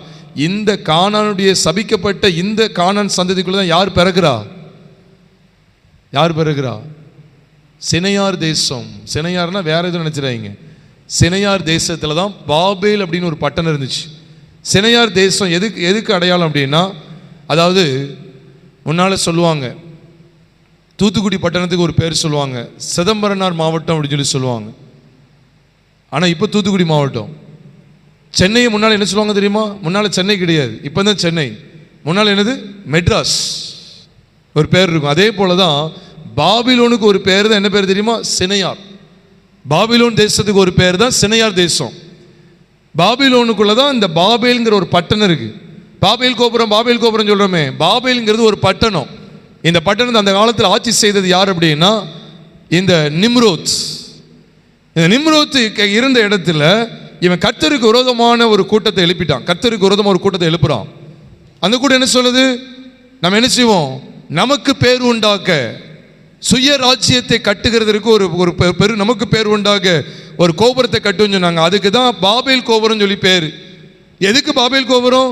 அது பாபேல் என்கிற பட்டணத்தில் வந்ததுனால அந்த கோபுரத்துக்கு பேர் பாபேல் கோபுரம். அது நீங்க தெளிவாக நீங்க வாசிக்க முடியும். அப்போ பாருங்க, அன்னைக்கு ஒரு கள்ள போதனை இருந்துச்சு. தேவன் தம்முடைய நாம மகிமை கண்டு ஒரு கூட்டத்தை எழுப்பி கொண்டிருக்கிறார். தமக்கு நேராக ஒரு கூட்டத்தை நடத்துகிறார். இன்னொரு மனுஷன் கள்ள போதனையினால தனக்கு ஒரு கூட்டத்தை சேர்த்துக்கிட்டு இருக்கான், சுயராஜ்யத்தை கட்டுவதற்கு. கவனிக்கீங்களா? இங்கே ஆண்டவர் சிதறடிப்பை உண்டாக்கினா. நல்லா கவனிச்சுவாங்க. சிதறடிப்பு வந்துட்டு என்ன தெரியுமா? ரெண்டா பிரிஞ்சிருவாங்க. ரெண்டா கிட்டத்தட்ட ரெண்டா நினைச்சுவாங்க, பிரிஞ்சிருவாங்க. அவன் பேசுறது இவனுக்கு புரியாது, இவன் பேசுறது அவனுக்கு புரியாது. ரெண்டா பிரிச்சிருவார். சிதறடிப்பை கொண்டு வந்தா ஆண்டு அதைத்தான் அங்கேயும் செய்கிறார். பலிபீடத்தை கொண்டு வந்து சிதற பண்றார். ரெண்டு கூட்டத்தை சிதற பண்ற. என்னன்னா அழகா சொல்லி கொடுக்காரு பாருங்க, நல்ல கவனிங்க. பாளையத்துக்கு உள்ள இருக்கிற ஒரு கூட்டம், பாளையத்துக்கு புறம்பே இருக்கிற கூட்டம். நல்ல கவனிங்க, நல்ல கவனிங்க. Inside the camp, outside the camp. ரெண்டா பிரிக்கிறாரு. எப்பொழுதுமே பலிபீடம் வெளிப்பட்டுட்டு அப்படின்னா, கர்த்தராகிய இயேசு கிறிஸ்துவின் சிலுவைக்குள்ள வந்துட்டோம் அப்படின்னு சொன்னா கட்டாயமா ரெண்டு பிரிவு இருக்கும். அதனால இயேசு சொன்னார், சமாதானத்தை அனுப்ப வந்து நினைச்சிடாதீங்க, சமாதானத்தை இல்லை பட்டயத்தை அனுப்ப வந்தேன்னு சொல்லி சொல்லுவார் ஒரு இடத்துல. எதுக்கு தெரியுமா? 5 பேரில் 2 பேர் நினைச்சுவாங்க, ஒரே வீட்டில் 5 பேரில் 2 பேர் நினைச்சுவாங்க. பிரிஞ்சிருப்பாங்க சொன்ன உடனே நினைச்சிடாதீங்க குடும்ப உறவை பற்றி பேசிக்கிட்டு இப்போ பிரிஞ்சிருப்பாங்கன்னு பேசுகிறேன் நினைச்சிடாதீங்க. இது எந்த அர்த்தத்துக்காக சொல்லப்பட்டதுன்னா, கிறிஸ்துவின் சிலுவை இடம்பெற்றிருக்கிற வீடுகளிலே மாம்சத்தை களைந்து விட்ட. நான் நேற்றுலாம் ரொம்ப ஆச்சரியப்பட்டேன். எனக்கு ரொம்ப நல்ல க்ளோஸ், நல்ல பழக்கம். அவங்க சபையில் முன்னின்று நடத்தக்கூடிய ஆளு, முன்னின்று நடத்தக்கூடிய ஆளு, வேற மாவட்டம், முன்னின்று நடத்தக்கூடிய ஆளு. சாதாரண ஒரு விஷயத்துக்கு கோவப்படுறாங்க. என்கிட்ட இல்லை, ஒரு சாதாரண ஒரு வாட்ச்மேன் செக்யூரிட்டிகிட்ட கோவப்படுறாங்க. அதை பார்க்கும்போது பயங்கரமாக இருக்கு. உயர்தரமான சத்தியத்தை பேசக்கூடிய ஆட்கள், அதை வாஞ்சிக்கக்கூடிய ஆட்கள், ஒரு சாதாரண காரியத்தில் முடியல. அதை பார்த்து எனக்கு இடரல் இல்லை, எனக்கு இடரல் நான் சொல்லலை, எனக்கு ஆச்சரியமாக இருக்கு. அப்ப என்ன சத்தியம்? பிரியமானவர்களே, உயர்தரமான சத்தியத்தை பேசுறதுனால பெரிய ஆட்கள் இல்லை. உண்மையாகவே என்னுடைய மாம்சம் அதன் ஆசை இச்சைகளும் சிலுவையிலே மாண்டு விட்டது. சிலுவையில் அறையப்பட்டது என்ன அர்த்தம் தெரியுமா? அது மரித்து விட்டது. இனி நான் அல்ல, கிறிஸ்துவே எனக்குள் பிழைத்திருக்கிறாருங்கிற அந்த வெளிச்சத்தை பற்றி கொண்டிருப்பது தான் பலிபீடத்தை நமக்குள் பெற்றிருப்பதற்கான ஒரே அடையாளம். பலிபீடம் சொன்ன வீட்டில் ஏதோ ஒரு பிரசங்க பீடம் மாதிரி ஒரு பலிபீடத்தை வாங்கி வச்சிருந்தோம். அதில் கோழிகளையும் நாங்கள் வெட்டி, அப்போ எங்கள் வீட்டில் வளர்க்குற கோழியை அதில் ஆட்டையை வெட்டி சாப்பிட்றதுக்கு ஒரு பீடத்தை கட்டிருங்கிற அந்த அர்த்தம் இல்லை. என் ஒட்டுமொத்த மாம்சமும் கிறிஸ்துவுடனே கூட மாண்டு விட்டது, கிறிஸ்துவுடனே கூட மரித்து விட்டதுங்கிற அந்த விசுவாசத்தை பெற்று வாழ்வதற்கு பேர் தான் பலிபீடத்தை பற்றி கொண்டிருக்கிற அனுபவம். சும்மா எதுக்கெடுத்தாலும் கோவப்படுறது, எதுக்கெடுத்தாலும் எரிச்சல் அடைகிறது, எதுக்கெடுத்தாலும் என்னது ஒரு மாதிரி அரக்கியா ராங்கியா பேசுறது, அரக்கனா பேசுறது இல்லை கிறிஸ்தவ வாழ்க்கை. எத்தனை அடி அடித்தாலும் என்ன செய்ய மாட்டாங்க, திரும்ப என்ன செய்ய மாட்டாங்க, அடிக்க மாட்டாங்க. ஏன்னா அவங்களுடைய மாம்சம் பூஜ்யமாகி விட்டது. மரித்து போன நபரை நீங்கள் எழுப்பிடுவீங்களா சொல்லுங்க? ஒரு மரிச்ச ஒரு மனுஷனை கொண்டு வச்சிருவோங்க, மரிச்ச மனுஷனை கொண்டு வந்து வச்சிருவோம். ஒரு 10 லட்ச ரூபா கொடுக்கன்னு சொல்லுங்க. இந்த ஒரே ஒரு பொய் சொல்லு, ரேஷன் கடையிலாவது உனக்கு 3000 தான் கொடுக்காங்க. நீங்கள் ரேஷன் கடையில் 3000 இல்லை 3 கோடி ரூபா கொடுக்கன்னு சொன்னால் கூட அவனை எழுப்ப முடியுமா? எந்திரிச்சிருவாரா? எப்பா ரேஷன் கடையில் 3 கோடி ரூபா கொடுக்காங்களாம், நீ வா. 3000 இல்லை 3 கோடி கொடுக்காங்க, நீ எலும்பு. உன் இந்த ஒரே ஒரு அசுத்தமான படத்தை பாரு, ஒரே ஒரு கோபம் தானே, கோவப்பட்டுக்க அப்படி சொன்ன அவனால் கோபப்பட முடியுமா? அவனால் பணத்தை எடுக்க முடியுமா? 3 கோடி ரூபா உனக்கு இந்த கையில் வச்சிருக்கேன், உனக்காக வாங்கிட்டு வந்தேன், உன் ரேஷன் கார்டை காமிச்சு 3 கோடி ரூபா வாங்கிட்டு வந்துட்டேன், இந்த வச்சுக்க அப்படின்னு சொன்னால் அந்த மனுஷன் கையில் வாங்கிடுவானா? ஏன் வாங்க மாட்டான்? ஏன்னா அவன் உயிரோடு இல்லை. இதுதான் உண்மையாவே பாவத்துக்கு மரித்த வாழ்க்கை. இந்த சத்தியங்களை அறியறீங்களா? இதுதான் நமக்கு ஒரு பலிபீடம் என்று சொல்லிட்டு தொடர்ந்து பலிகளை குறித்து பேசிக்கிட்டே இருக்கிறார். இதில் தான் நீங்க கவனிக்க வேண்டியது ரெண்டு விஷயம் என்ன தெரியுமா? ஆண்டவர் வேறு பிரிக்கிறார்.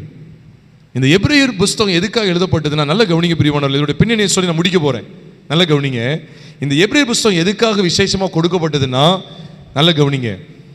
அந்த நாட்களில் வாழ்ந்த யூதர்கள் சடங்காச்சாரமா மட்டும் கர்த்தரை தேடிக்கிட்டு வந்தாங்க.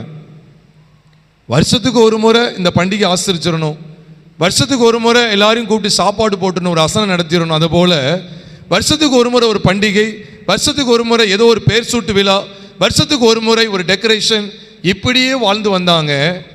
இந்த ஜனங்களை ஆவிக்குரிய பலிகளை செலுத்தக்கூடிய ராஜரீக கூட்டத்துக்கான ஒரு அழைப்பை விடுகிற ஒரு அற்புதமான காட்சி தான் இந்த எபிரேயர் புஸ்தகத்தில் இருக்கிறது. அழிந்து போகிற, ஒளிந்து போகிற, இன்னும் பாருங்க, எபிரேயர் புஸ்தகம் எழுதப்படும் போது பழைய உடன்படிக்கையினுடைய ஆராதனை முறைமையெல்லாம் கர்த்தர் ஒழிச்சிட்டாரா இல்லையா? ஆரோனுடைய ஆசாரித்துவம் ஒழிஞ்சிட்டா இல்லையா? சொல்லுங்க. ஏன்னா இயேசு கிறிஸ்து உயிர் தெழுந்தாச்சு. அவர் பிரதான ஆசாரியராய் மெல்கிசேதேக்கின் முறைமையின்படி என்றென்றைக்கும் வீற்றிருக்கிற பிரதான ஆசாரியராய் அவர் பிதாவின் வலது பரிசத்திலிருந்து நமக்காக பரிந்து பேசிக் கொண்டிருக்கிறார்.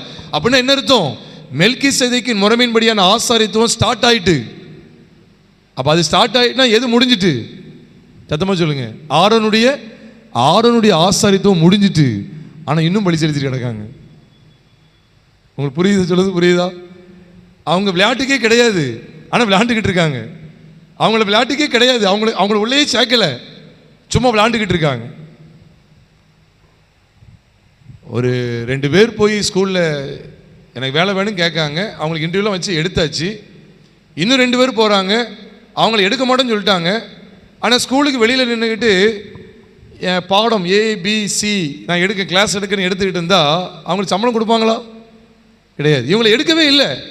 ஆனால் வெளியே இவங்களாம் ஒரு பலகையை வச்சுக்கிட்டு இவங்களை ரிஜெக்ட் பண்ணியாச்சு. இவங்க கிடையாது, வேண்டாம்னு சொல்லியாச்சு. ஆனால் இவங்க தங்களுடைய திறமையை காமிக்கணும்னு சொல்லிட்டு சுயத்தில் பள்ளிக்கூடத்தில் அவங்க கிடையவே கிடையாது. ஸ்கூலுக்கு வெளியில் உட்காந்து என்ன செய்கிறாங்கன்னா, ஒரு ஸ்லேட் அவங்கள ஒரு பெரிய போர்டு வச்சு அதில் ABC இப்படி தான் படிக்கணும்னு இதெல்லாம் படிங்க அப்படின்னு ஒரு 4 பேரை கூப்பிட்டு சொல்லி கொடுத்தா எப்படி இருக்கும்? ஒரு பலனும் கிடையாது. அப்போ கவனிங்க, எபிரேயர் புஸ்தகம் எழுதப்படும் போது, இந்த எபிரேயர் புஸ்தகம் கொடுக்கப்படும் போது பழைய உடன்படிக்கையில் இருந்த ஆரோனுடைய ஆசாரித்துவம் நீக்கப்பட்டாயிச்சு. ஆனால் ஒரு பலி நடந்துக்கிட்டே இருக்கு கடமைக்கு. இதை தான் ஆண்டு சொன்னார், அந்த கடமைக்கு வாழ்கிற கிறிஸ்தவத்தை விட்டு நீ வெளியே வா அப்படின்னு சொல்கிறாரு.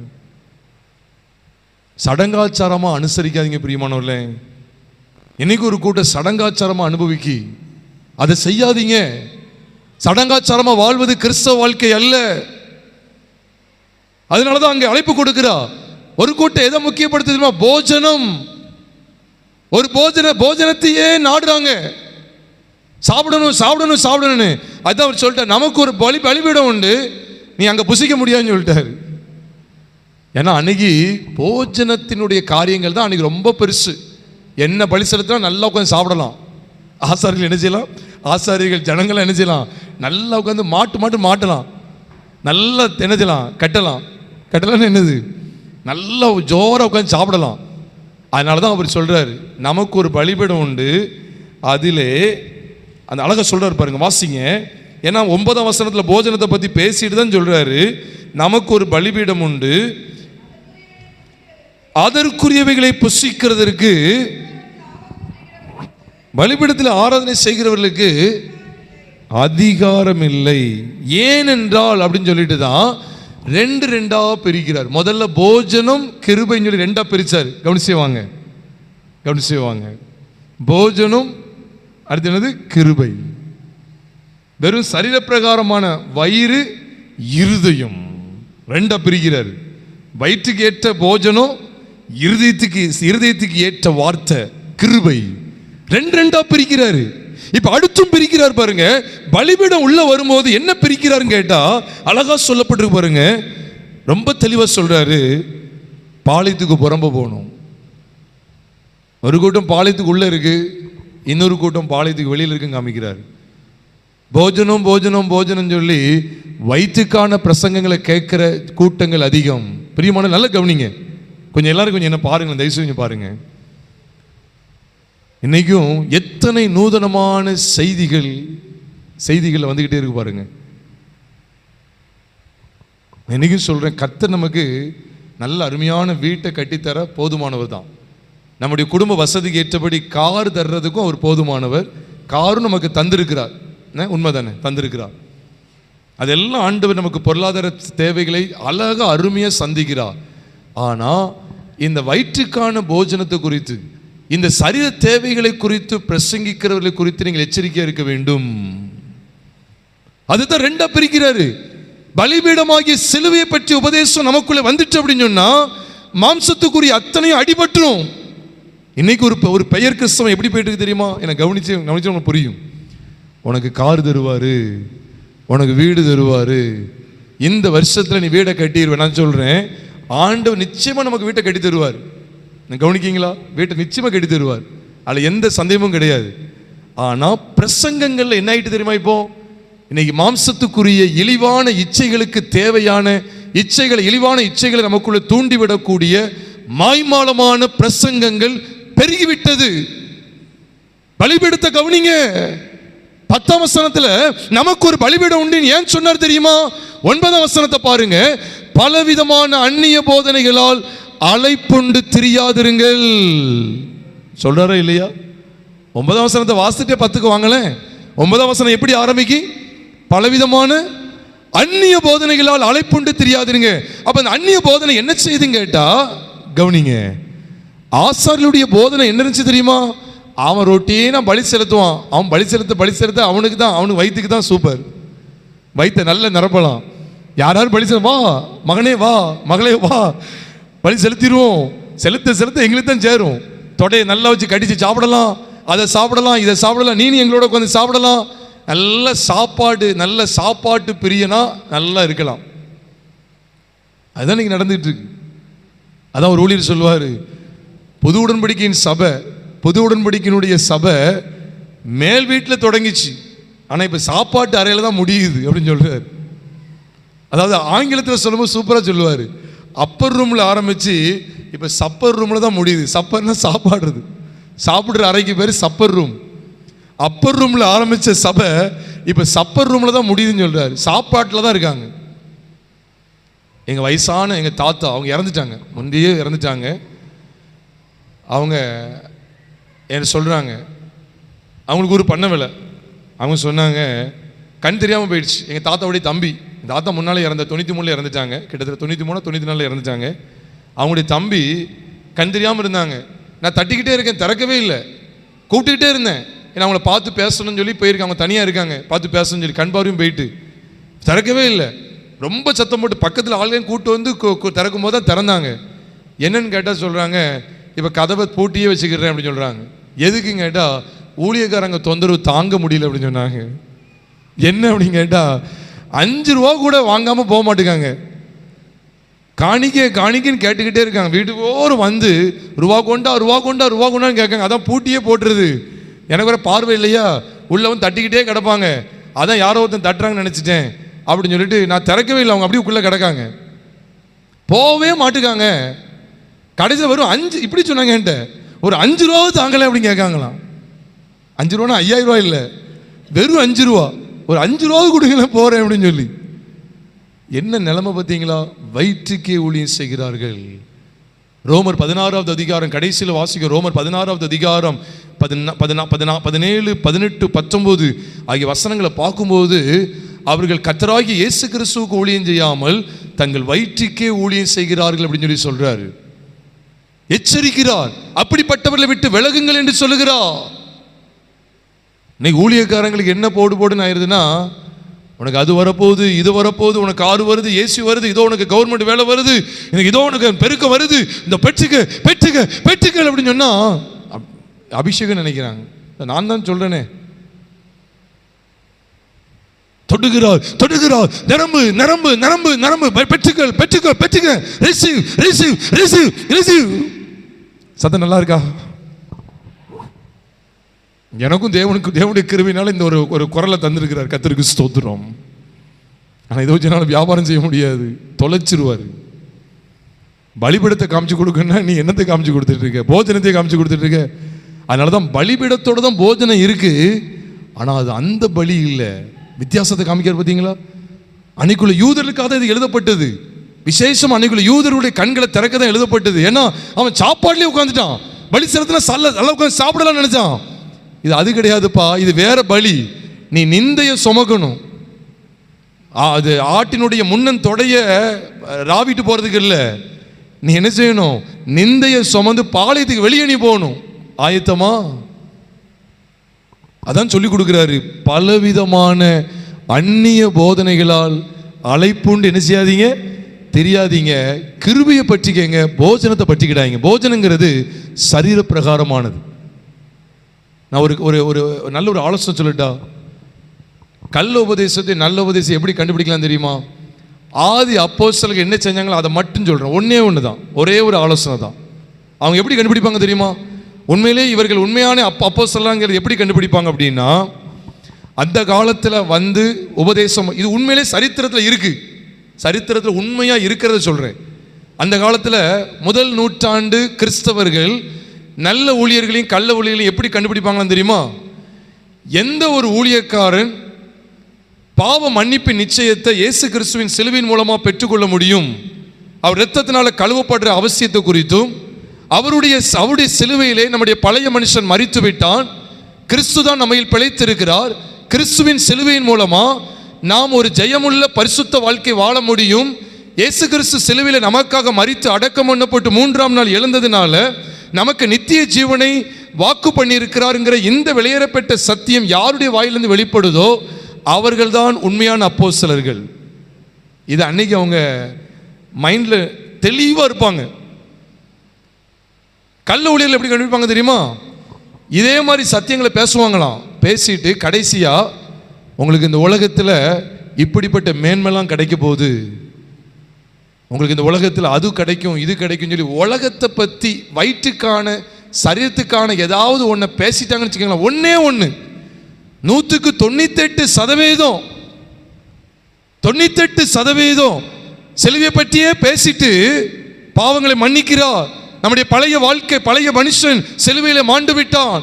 அவர் இயேசு கிறிஸ்துவின் உயிர்த்தெழுதலிலே நாம் அல்ல, கிறிஸ்துவே நமக்குள் பிழைத்திருக்கிறாருங்கிற நல்ல கவனிங்க உயர்தரமான சத்தியத்தை காமிச்சிட்டு கடைசியில் 2 பாயிண்ட் ஆண்டவர் உங்களுக்கு இந்த உலக பிரகாரமானதில் அதை தருவார் இதை தருவான்னு சொல்லிட்டாங்கன்னு வச்சுக்கோங்களேன், செய்தி முடிஞ்சதான் தாமதம். Soon after the message was over, the preacher was greatly or absolutely rebuked. அந்த ஊழியர் வன்மையாக கண்டிக்கப்படுவார். என்ன சொல்லுவாங்க தெரியுமா? நீர் கள்ள ஊழியக்காரர், இனிமேல் இந்த சபைக்கு வரக்கூடாது. எப்படி ஆதிகால திருச்சபையினுடைய ஸ்டாண்டர்ட் தரத்தை பாருங்க. 98-99% சூப்பரா பேசிட்டு ஒரே ஒரு பாயிண்ட்ல இந்த உலகத்தை குறித்து பேசிட்டாங்கன்னு வச்சுக்கோங்களேன், இனிமேல் சபைக்கு வரக்கூடாதுன்னு சொல்லி விரட்டி விட்டுருவாங்களாம். உனக்குள்ள பிசாசு இருக்கான்னு சொல்லிடுவாங்களாம்.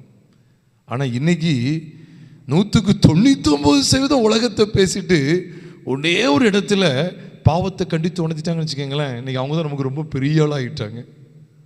இன்னைக்குள்ள நிலைமைக்கும் அன்னைக்குள்ள நிலைமைக்குள்ள வித்தியாசத்தை பார்க்கீங்களா?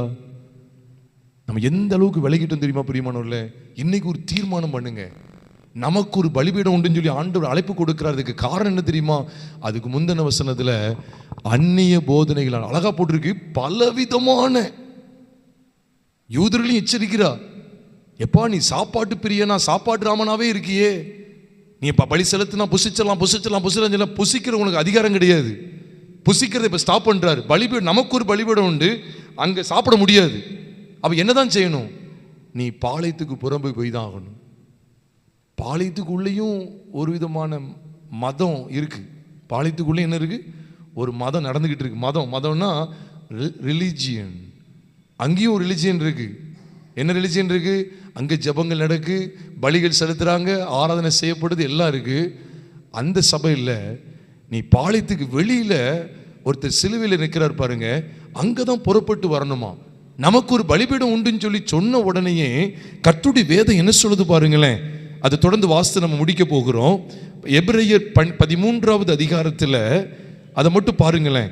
எபிரேயர் 13வது அதிகாரத்தில் 10ஆம் வசனத்திலிருந்து நான் வாசிக்கிறேன் பாருங்க. நமக்கு ஒரு பலிபீடம் உண்டு, அதற்குரியவைகளை புசிக்கிறதற்கு கூடாரத்தில் ஆராதனை செய்கிறவர்களுக்கு அதிகாரம் இல்லை.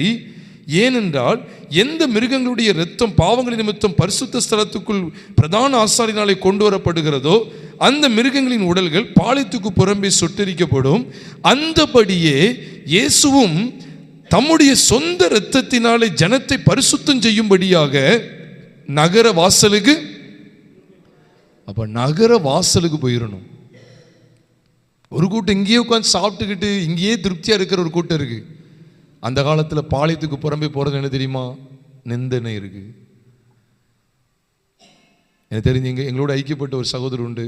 நான் சொன்னேன் இந்த நோட்டீஸ் சொன்னேன், ராஜசேகரன் ஒரு படம் கூட இருக்கும். அவர்கிட்ட என்ன சொன்னாங்க தெரியுமா? நீ இப்படி இயேசுவை ஏற்றுக்கிட்டு அப்படி இப்படின்னு சொன்னீங்கன்னா உனக்கு கார்டெல்லாம் கிடையாது, உனக்கு கார்டெல்லாம் கொடுக்க மாட்டோம். ஃபாதர் சொல்லிட்டாரு, நீ இயேசுவனை ரசித்துட்டாரு, இயேசுவன் பாவத்தை மன்னிச்சிட்டாருன்னு சொல்லி நீ பேசிட்டு இருக்கியே, இனிமேல் உனக்கும் இங்கே சம்மந்தம் கிடையாது, நாங்கள் உங்கள் வீட்டுக்கே வரமாட்டோம், உன் கார்டு எல்லாத்தையும் குடும்ப அட்டை எல்லாத்தையும் கிழிச்சு போடுறோம், நீங்கள் என்னமும் செஞ்சுக்கங்கன்னு சொல்லிட்டார். நீங்கள் என்னமும் செஞ்சுக்கங்க. அடக்கம் தானே, மோசைக்கு அடக்கம் பண்ண யார் வந்துட்டா? கர்த்தர் வந்துட்டாரு. அடக்க ஆராதனைக்கு தானே அவர் பார்த்துக்கிடுவார். முதல் நூற்றாண்டு 2ஆம் நூற்றாண்டில் எத்தனையோ பேர் இரத்த சாட்சியம் மறிச்சிருக்காங்க. சிங்கம் அவங்கள சாப்பிட்டு எலும்பை போட்டுட்டு அவங்கள அடக்கமே யாரும் பண்ணலை. அடக்க ஆராதனைக்கா கேடு? என்ன அடக்க ஆராதனைக்கா? அன்னைக்குள்ள மிஷினரிகளை, அன்னைக்குள்ள இரத்த சாட்சிகளை மறிச்சவங்களை பாருங்க, வாழ்க்கையை படிச்சு பாருங்க. எரிச்சு சாம்பலாக்கி எங்கேயோ கொண்டு வீசிட்டாங்க. அவங்க சரீரங்களை அடக்கமே பண்ணலை. அப்படின்னு அவங்க சரீரம் உயிர்த்தறதுல எலும்பாதா? எலும்பதான் செய்யும். மனுஷனுடைய காரியங்களை பார்க்காதீங்க. பாளையத்துக்கு புறம்பே வாங்க. பாளையத்துக்குள்ள நமக்கு எல்லாம் கிடைக்கும், எல்லா சௌகரியம் இருக்கு, ஜாம் ஜாமன் நடத்தலாம், ஜாம் ஜாமன் வாழலாம். ஆனா பைபிள் என்ன சொல்லுதுன்னா, இந்த எபிரேயர் புஸ்தகம் முடிய போகுது, கடைசி பகுதிக்கு வந்தாச்சு. இப்ப உள்ள பாளையத்துக்குள்ள இருக்கிற எல்லாத்தையும் காமிச்சு கொடுக்கிறாரு. ஆராதனை கூடங்கள், பலிகள், ஆராதனை முறைமைகள், பண்டிகைகள், பலி செலுத்துறது எல்லாத்தையும் காமிச்சு கொடுத்துட்டு இப்ப கடைசி முடிக்கிற சமயத்தில் எல்லாரும் வெளியே வாங்க அப்படின்னு சொல்றாரு. எவ்வளவு நல்லா இருக்கு பார்த்தீங்களா? அப்ப இவ்வளவு நேரம் கிளாஸ் எடுத்தது அதுக்கு தானா? என்கிட்ட கேட்கீங்களா இல்லை எபிரேயன் ஆக்கியோன்ட்ட கேட்க போறீங்களா? என்கிட்ட கேட்குறீங்களா இல்லை எபிரேயன் ஆக்கியோன்ட்ட கேட்க போறீங்களா? 12 அதிகாரத்தில் கிளாஸ் எடுத்தாரு. அது எதுக்கு? எங்க வர்றதுக்கு? பாளையத்துக்கு புறம்பு வந்துருப்பா. உள்ள உனக்கு மரியாதை கிடையாது, உன்னை அங்கீகரிக்க மாட்டாங்க. உள்ள ஃபுல்லா உன்னை மோசம் பண்ணுகிற ஆட்கள் இருக்கு. யூதனுக்கு கிரேக்கனை கண்டு ஆகவே ஆகாது, கிரேக்கம் உள்ள போக முடியாது, வெளியே தள்ளிடுவாங்க. அவன் வேற ஆளு, வெளியே தள்ளு, புறக்கணிக்கப்படுறாங்க. அதான் சொல்றாரு, நீங்க எல்லாம் அங்க வந்துருங்க, பாளையத்துக்கு புறம்ப அங்க ஒரு மகா மேன்மையான கூடாரம் இருக்கு. அதைத்தாங்க சொல்றாரு பாருங்க, அழகா சொல்லியிருக்காரு. 12வது வசனம் 13ஆம் வசனத்தை பாருங்க. அந்தபடியே இயேசுவும் தம்முடைய சொந்த இரத்தத்தினாலே ஜனத்தை பரிசுத்தம் செய்யும்படியாக நகரவாசலுக்கு புறம்பே பாடுபட்டார். ஆகையா புது உடன்படிக்கையின் மத்தியஸ்தர் எப்படி நகர வாசலுக்கு புறம்பே பாடுபட்டாரோ அதே போலதான் ஆகையால் நாம் அவருடைய நிந்தையை சுமந்து பாளையத்துக்கு புறம்பே அவரிடத்திற்கு புறப்பட்டு போக கிடவோம். ஏன்னா இவ்வளவு நேரம் பாளையத்துக்குள்ளதான் கிளாஸ் நடத்திக்கிட்டு இருந்தீங்க. அப்ப என்ன அர்த்தம் தெரியுமா? இவ்வளவு நேரம் தேரி. சில டீச்சர்ஸ் என்ன செய்வாங்க தெரியுமா? நல்ல அழகா கற்றுக் கொடுப்பாங்க பிள்ளைகளுக்கு. பாட புஸ்தகத்திலிருந்து பாடம் எடுத்துக்கிட்டே இருப்பாங்க. பாட்னி கிளாஸ்னு வச்சுக்கோங்களேன், பாட்னி கிளாஸில் பாடம் எடுத்துக்கிட்டே இருப்பாங்க. கிளாஸ் முடியும் போது பார்த்துருக்கீங்களா, முடிகிற கடைசி 10 நிமிஷத்தில் லேபுக்கு கூட்டி போயிடுவாங்க. பார்த்துருக்கீங்களா? கவனிச்சிருக்கீங்களா? லேபுக்கு கூட்டி போயிடுவாங்க. எதுக்கு தெரியுமா? நீ ப்ராக்டிக்கலுக்கு வந்துரு. இது வரைக்கும் நீ தியரி கேட்டுக்கிட்டே இருந்த, லெக்சர் கேட்டுக்கிட்டே இருந்த, பாடம் கேட்டுக்கிட்டே இருந்த. நீ அடுத்து நீ ப்ராக்டிக்கல் பார்க்கணும். நீ என்னெல்லாம் நீ என்ன தாவரத்தெல்லாம் படிச்சியோ, பூவெல்லாம் படிச்சியோ, நீ வந்து பாரு அப்படின்னு சொல்லி கூட்டு போவாங்க. இங்கே அதுதான் நடக்கு. முதல் 12 அதிகாரத்தில் பாளையத்துக்குள்ளே வச்சு நல்லா கிளாஸ் எடுக்கிறாரு. எடுத்துட்டு அதுக்கப்புறம் எங்கே கூட்டு போகிறாரு தெரியுமா? ப்ராக்டிக்கல் லைஃபுக்கு வா, வெளியே வா அப்படின்னு சொல்லி கூட்டு போகிறாரு. இப்போ எல்லாரும் எங்கே போகிறோம் தெரியுமா? கீழையா? ப்ராக்டிக்கலுக்கு போகணும். சிலுவையில் அறையப்பட்ட கிறிஸ்து. அந்த ஆராதனை முறைமை, இந்த ஆராதனை முறைமை எல்லாவற்றையும் உள்ள காமிச்சு, பாளையத்துக்குள்ளேயே இருக்கிறத காமிச்சு கொடுத்து இப்ப நம்ம அடுத்து இப்ப கிளம்பணும் அப்படின்னு சொல்றாரு. எங்க கிளம்பணும்? எப்படி இதை விட்டுட்டு போறது? எப்படி? இத்தனை வருஷங்களா நான் இப்படிப்பட்ட ஒரு கோபக்காரனா இருந்துட்டேனே, இந்த கோபத்தை விட்டுட்டு எப்படி போறது? இத்தனை வருஷமா அந்த உலகத்துக்கு ஒத்த வேஷம் தரிக்கிறவன நான் இங்கேயே உட்கார்ந்துட்டேனே, எப்படி போறது? அதான் சொல்றாரு, நிந்தையை சுமக்க ரெடினா நாம் அவருடைய நிந்தையை சுமந்து பாளையத்துக்கு புறம்பே அவரிடத்திற்கு புறப்பட்டு போக கடவோம். வேற ஒன்றும் கிடையாது. நம்மளால சும்மா சாதாரணமா வர முடியாது. நிந்தை தான், அவமதிப்பாங்க, நிந்தனை வரும். இப்படி இயேசு இயேசு இயேசு இயேசுன்னு போறாங்களே, பாரம்பரியத்தை விட்டுட்டு போறாங்களே, ஐயோ இத்தனை வருஷம் இப்படிப்பட்ட அடிமைத்தனத்தை விட்டுட்டு போறாங்களே, நிந்தனை. அதான் சொல்றாரு, ஆகையால் அவருடைய, அழகா போட்டிருக்கு, ஆகையால் நாம் அவருடைய நிந்தையை சுமந்து பாளையத்துக்கு புறம்பே அவரிடத்திற்கு புறப்பட்டு போக கடவோம். ஒரு சந்தேகம் இருந்துச்சுன்னா உண்மையிலே புறப்பட்டு போகணுமான்னு கேட்டா அடுத்த வசனத்துல சொல்றாரு, நிலையான நகரம் நமக்கு இங்கே இல்லை, வரப்போகிறதையே நாடி தேடுகிறோம். அதுக்கப்புறம் பாளையத்துக்கு புறம்பே போயிட்டு நீங்க என்ன செய்யுங்க, அப்படியே உட்காந்துடாதீங்க, வேடிக்கை பார்த்துட்டு இருந்துட வேண்டாம். அதுக்கடுத்து என்ன செய்யணுமா, உதடுகளின் கனியாகிய ஸ்தோத்திர பலியை செலுத்துங்க. என்னையா பாளையத்துக்கு புறம்பே வெளியே போய் சொல்லிட்டு அடுத்து அங்கே பாட்டு ஆராதனை நடந்துட்டு இருக்கு. ஆமாம், பாளையத்துக்கு உள்ள ஒரு பாட்டு ஆராதனை நடந்துட்டு இருக்கு. இப்போ பாளையத்துக்கு புறம்பே அங்கே பாடல் சத்தம் கேட்க பாருங்க. அவருடைய நாமத்தை துதிக்கும் உதடுகளின் கனியாகிய ஸ்தோத்திர பலியை அவர் மூலமா எப்பொழுதும் தேவனுக்கு செலுத்த கடவோம். என்னையா புறப்பட்டு போக கடவுன்னு சொன்னீங்க, இப்போ பலிகளை செலுத்த கடவும். ஆமா, இனி நீ ஆராதனை ஸ்தலங்கிறது உனக்கு பாளையத்துக்கு புறம்பதான். எத்தனை பேர் இந்த நிந்தையை சுமக்க ஆயத்தம் கிறிஸ்துவுக்காக? இதைத்தான் அன்றைக்கு மோசே செய்தா. எபிரேயர் இப்ப எடுக்க வேண்டாம், எபிரேயர் 11வது அதிகாரம் 26வது வசனத்தை வாசித்து பாருங்கள். இனி வரும் பலன் மேல் நோக்கமாயிருந்து எகிப்தின் பொக்கிஷங்களிலும் கிறிஸ்துவின் நிமித்தம் வரும் நிந்தையை அதிக பாக்கியம் என்று எண்ணினா. அதிக பாக்கியம் என்று எண்ணி கிறிஸ்துவின் நிந்தையை எடுத்துட்டாலே ஆளை எங்க கொண்டு போயிடுவாங்க? பாளையத்துக்குள்ள இருக்க முடியாது, எகிப்துக்குள்ளே இருக்க முடியாது, வெளியே போயிட வேண்டியதுதான். இதுக்கு பாரம்பரியத்தை கை வச்சுட்டீங்கன்னா இதுக்கப்புறம் ஆளை வைக்காதீங்க, தூக்குங்க, ஆளை தூக்குங்க. நீ தூக்கவே வேண்டாம், நானே போயிட்டு வரேன். அவருடைய நிந்தையை சுமந்து பாளையத்துக்கு புறம்பே அவரிடத்திற்கு போக கடவோம். போனது மட்டும் இல்லை, ஏதோ போயிட்டு மட்டும் இல்லை, அதுக்கடுத்து எப்பொழுதும் தேவனுக்கு துதிக்கிற ஸ்தோத்திர பலியை செலுத்த கடவுன்னு இருக்கு பாருங்க. உதடுகளின் கனியாகிய ஸ்தோத்திர பலி எப்பொழுதும் செலுத்த கடவுமா. அதுக்கப்புறம் சொல்லி கொடுக்கிறாரு, இன்னும் பலிகள் செலுத்தணுமா, நன்மை செய்யவும் தான தர்மம் பண்ணவும் மறவாதிருங்கள், இப்படிப்பட்ட பலிகளின் மேல் தேவன் பிரியமா இருக்கிறார். அடுத்து நம்ம செய்ய வேண்டிய பலிகளை பத்தி பேசிக்கிட்டு இருக்கிறாரு. ஐயா, பாளையத்துக்கு உள்ள கூட்டம் ஒரு கூட்டம் பலி செலுத்தி சாப்பிட்டு வைத்த நிரப்பிக்கிட்டு இருக்க, அது பலி செலுத்திட்டு கிடக்கட்டும். உனக்கு ஆராதிக்கிற ஸ்தலம் பாளையத்துக்கு உள்ள இல்லை. சத்தமா சொல்லுங்க, பாளையத்துக்கு சிலுவையில் அறையப்பட்ட கிறிஸ்துவோடு இணைந்து விட எத்தனை பேர் ஆயத்தம்? இதுதான் குடும்ப வாழ்க்கையை சிறப்பிக்கும் பிரியமானவர்களே. பாளையத்துக்கு உள்ளேயும் நடந்துகிட்டு இருக்கு. இல்லை இல்லை, நீ பாளையத்துக்கு புறம வந்தாதான் சிலுவையில் அறையப்பட்ட கிறிஸ்துவ பார்க்க முடியும். அப்படி நிந்தையை சுமக்க எத்தனை பேர் ஆயத்தம்? நிந்திப்பாங்க. இவங்க இப்பெல்லாம் ரொம்ப மாறிட்டாங்க. ஆமா, மாறிட்டோம் நாங்க. இப்பெல்லாம் நாங்க இது என்னது, இது இப்படி ஆயிட்டாங்க அப்படி ஆயிட்டாங்க. இல்ல, நாங்கள் ஆவிக்குரியவர்கள். வித்தியாசத்தை காண்பீங்க. பாளையத்துக்கு உள்ளவர்கள் வேறு, பாளையத்துக்கு வெளியில் இருக்கிறவர்கள் வேறு. நீ பாளையத்தில் உள்ள இருந்தா தான் கர்த்தருக்கு பலி செலுத்த முடியும் நினைக்கீங்களா? இல்ல, பாளையத்துக்கு புறம்பையும் பலி செலுத்துறது இருக்கு. 13ஆம் வசனத்தில் அவரிடத்துக்கு பாளையத்துக்கு புறம்பே நாம் அவருடைய நிந்தையை சுமந்து பாளையத்துக்கு புறம்பே அவரிடத்துக்கு புறப்பட்டு போக கடவோம். அதை தொடர்ந்து சொல்றாரு, அவரை துதிக்க, அவருடைய நாமத்தை துதிக்கும் உதடுகளின் கனியாகிய ஸ்தோத்திர பலியை எப்பொழுதும் தேவனுக்கு செலுத்தலாம். Any time.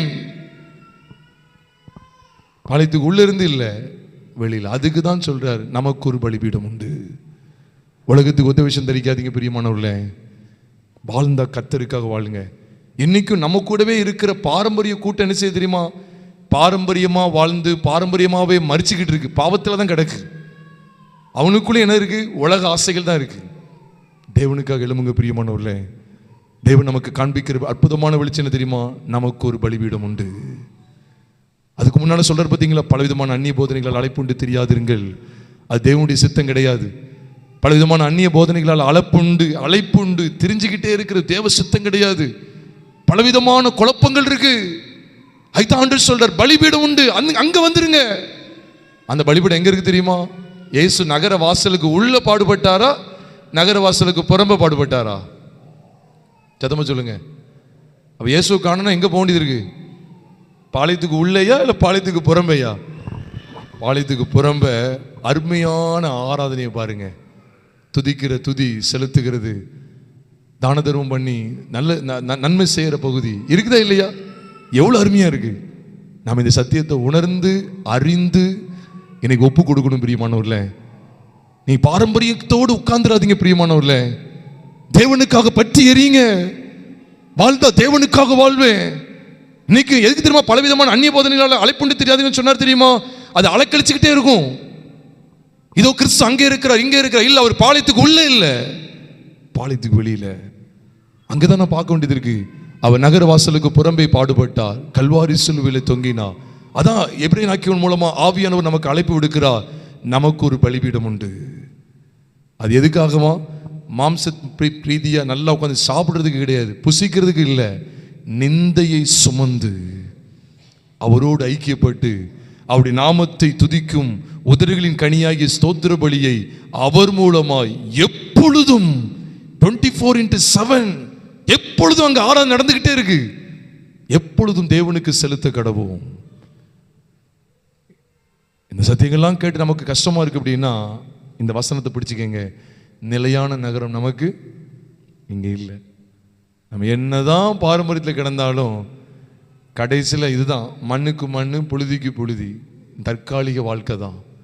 இன்னைக்கு ஒரு தீர்மானம் பண்ணுங்க பிரியமானவர்களே, எக்காரணத்து கொண்டும் சிலுவை பற்றி உபதேசத்தை விட்டு நான் விலக மாட்டேன். இதுதான் ஒட்டுமொத்த மாம்சமும் கலைந்தெறியப்படுகிறது. யோபுடைய குடும்பத்தை பார்த்தோமே, யோபுடைய பர்சனல் லைஃப், அப்புறம் ஃபேமிலி லைஃப், குடும்ப வாழ்க்கைக்குள்ள போகும்போதே பைபிள் காமிக்கி அங்கே பலிபீடம், கிறிஸ்துவின் சிலுவை காண்பிக்கப்படுகிறது. கிறிஸ்துவின் சிலுவைக்கு முன்னிழலாய் அங்கே பலிபீடம் காண்பிக்கப்படுகிறது. இந்த கருத்தை உணர்ந்தவர்களாய். ஆனா நிச்சயமா சொல்ல, நிந்த வரும். நிந்த வராம கிடையவே கிடையாது. என்ன கூட சொன்னாங்க, எங்க பாரம்பரிய சபையில் என்ன கூட சொன்னாங்க, இவெல்லாம் மோசமானவன் அப்படின்னு சொல்லி. நான் திருமணமே முடிக்கிறதுக்கு முன்னால என்ன குறித்து என்ன அவ்வளவு தெரியுமா? நான் திருமணமே முடிக்காம, எதுக்கு தெரியுமா? சாத்தான் கொண்டு வர்றது. என் சொந்த சபையில, பாரம்பரிய சபையில என்னை குறித்து என்ன சொன்னாங்க தெரியுமா? இவன் திருமணம் முடிச்சு இன்னொரு பெண்ணோடு குடும்பம் நடத்துகிறான்னு சொன்னாங்க. நான் திருமணம் முடிக்கிறதுக்கெல்லாம் முன்னால எனக்கு அழுகியே வந்துச்சு. அப்போ எனக்கு ஒரு மாதிரி ஆதங்கம் வந்துச்சு. அப்போ ஆண்டு சொன்னார், நீ போய் நிரூபிக்க போறியா? எத்தனை பேர்ட்ட நிரூபிக்க போற? நான் அப்படி இல்லை, நீ நிரூபிக்க போறியா? செய்யாத. நிந்தனை வரதஞ்சி. எதுக்கு தெரியுமா? சத்தியத்தை பேசுறது நிமித்தமா ஒரு கூட்டம் என்னை தொலைச்சி கட்டுன்னு முடிவு பண்ணி இப்படிலாம் ஆவலாதியை அடிச்சு விட்டாங்க. நிந்தை எடுத்தேன். சிலுவை பற்றிய சத்தியத்தில் நிலை நிற்கும்படியான கிருபையை தேவன் தந்து கொண்டே இருக்கிறார். பிரியமானவர்களே, நமக்கு ஒரு பலிபீடம் உண்டு. இந்த இடத்துக்கு நம்ம வந்துருவோமா? இந்த இடத்துக்கு வந்துருவோமா?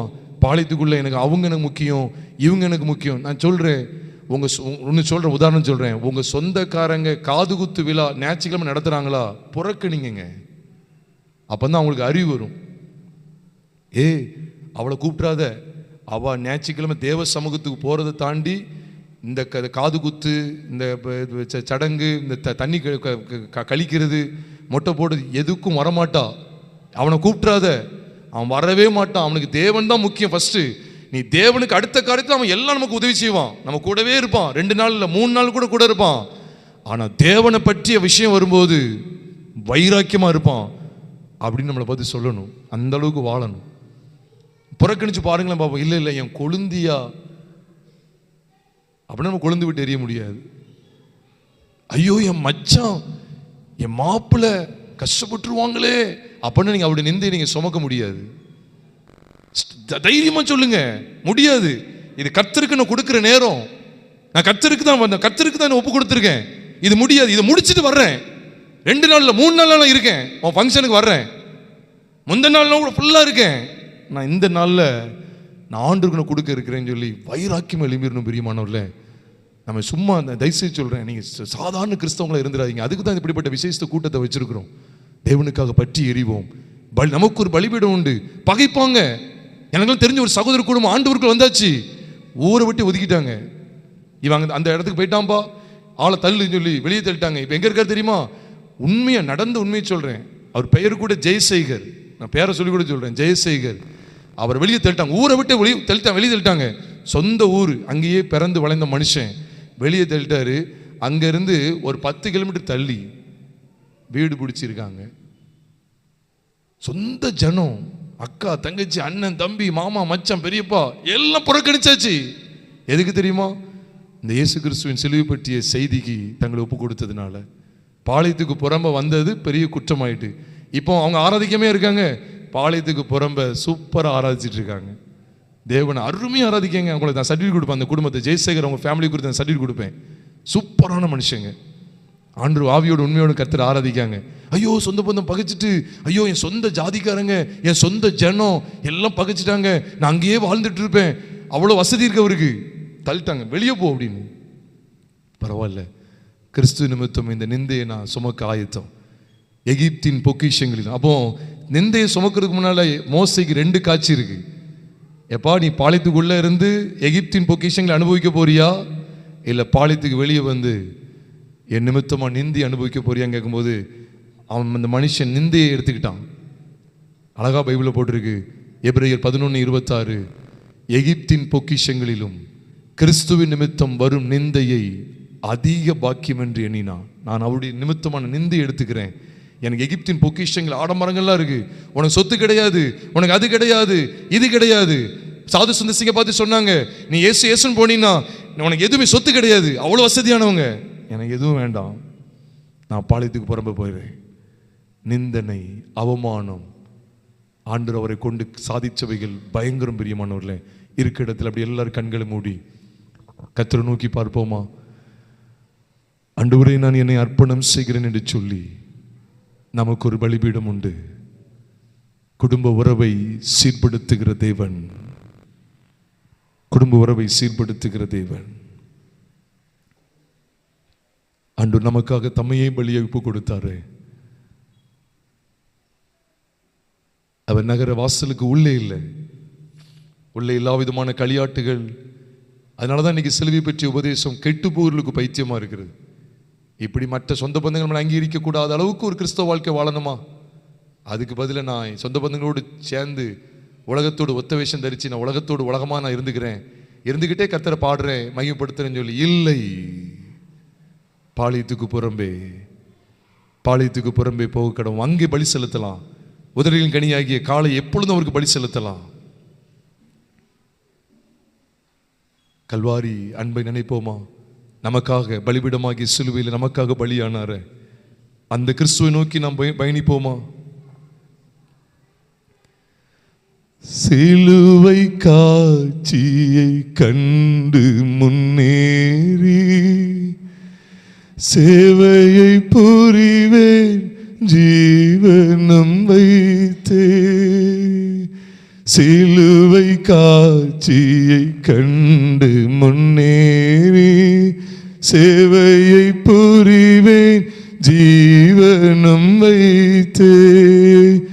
என்னை சேர்த்திட வருவேன் என்றால் என்றும் உண்மையுடன் நம்பி வாழ்ந்திடவே. என்னை சேர்த்திட வருவேன் என்றால் என்றும் உண்மையுடன் நம்பி வாழ்ந்திடவே. அந்தோ கல்வாரியில் அருமை இரட்சகரே சிறுமை அடைந்தே தொங்குகிறார், சிறுமை அடைந்தே தொங்குகிறார். பரலோகத்தின் தேவனே, நீர் எங்களுக்கு தந்த இந்த விளையாட பெற்ற தருணத்திற்காக ஸ்தோத்திரம் ஆண்டவரே. எங்களோடு இடைப்பட்ட எல்லா ஜீவனுள்ள வார்த்தைகளுக்காக ஸ்தோத்திரம் தகப்பனே. வந்திருக்கிற ஒவ்வொருவரையும் கர்த்தர் ஆசீர்வதிங்கப்பா. ஏதோ ஏனோதானமான ஒரு வாழ்க்கையை வாழ்ந்து விடாமல் நீ பாளையத்துக்கு உள்ளே மனுஷனுக்கு பிரியமாய் இந்த உலகத்துக்கு ஒத்த வேஷம் தரித்த ஒரு விதமான வாழ்க்கை வாழ்ந்து விடாமல் என்ன நடந்தாலும் சரி, இந்த சிலுவை பற்றிய உபதேசத்தை நான் பற்றிக் கொள்வேன் என்று சொல்லி கர்த்தருடைய நிந்தையை சுமந்தவர்களாய் பாளையத்துக்கு புறம்பே சிலுவையை நோக்கி, சிலுவையில் அறையப்பட்ட கிறிஸ்துவை நோக்கி பயணிக்கிறவர்களா, அங்கே தேவனுக்கு எப்பொழுதும் உதடுகளின் கனியாகிய ஸ்தோத்திர பலியை செலுத்துகிறவர்களா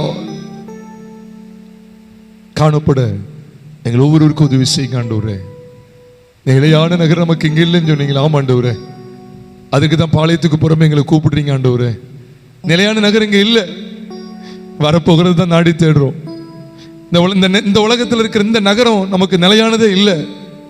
கிறிஸ்துவுக்காக, அவருடைய வசனத்துக்காக, அவர் விரும்புகிற இந்த தெய்வீக வாழ்க்கைக்காக, அவர் விரும்புகிற கரைபடாத வாழ்க்கைக்காக, அவர் விரும்புகிற அந்த சிலுவை பற்றி உபதேசத்தை தழுவுகிற வாழ்க்கைக்காக எனக்கு என்ன நிந்த வந்தாலும் சரி, அது கிறிஸ்துவின் நிமித்தம் நான் ஏற்றுக்கொண்டு நான் அவரிடத்துக்கு நான் புறப்பட்டு வருகிறேன் சொல்லி அர்ப்பணிக்கிற நம்முடைய பிள்ளைகள் ஒவ்வொருவரையும் கர்த்தர் ஆசீர்வதிங்க. எங்களோடு இடைப்பட்டீங்களே, எங்கள் குடும்ப வாழ்க்கை சீர்படட்டும். எங்களுடைய பார்வையில், எங்களுடைய உள் உணர்வில், எங்களுடைய நடக்கை ஒவ்வொன்றிலும் நீங்க விரும்புகிற பரிசுத்தம் காணப்படட்டும் ஆண்டவரே. உமக்கு ஒரு நாள் நாங்கள் துரோகம் பண்ணிடக்கூடாது. வந்திருக்கிற யாவரையும் கர்த்தர் ஆசீர்வதிங்க, வழி நடத்துங்க. சிறு பிள்ளைகள், வாலிப பிள்ளைகள், பெரியவர்கள் அத்தனை பேரையும் கர்த்தர் ஆசீர்வதித்து உங்க நாமத்தை மகிமைப்படுத்துங்க. எங்கள் கர்த்தராகிய இயேசு கிறிஸ்துவின் நாமத்தில் ஜெபிக்கிறோம் நல்ல பிதாவே.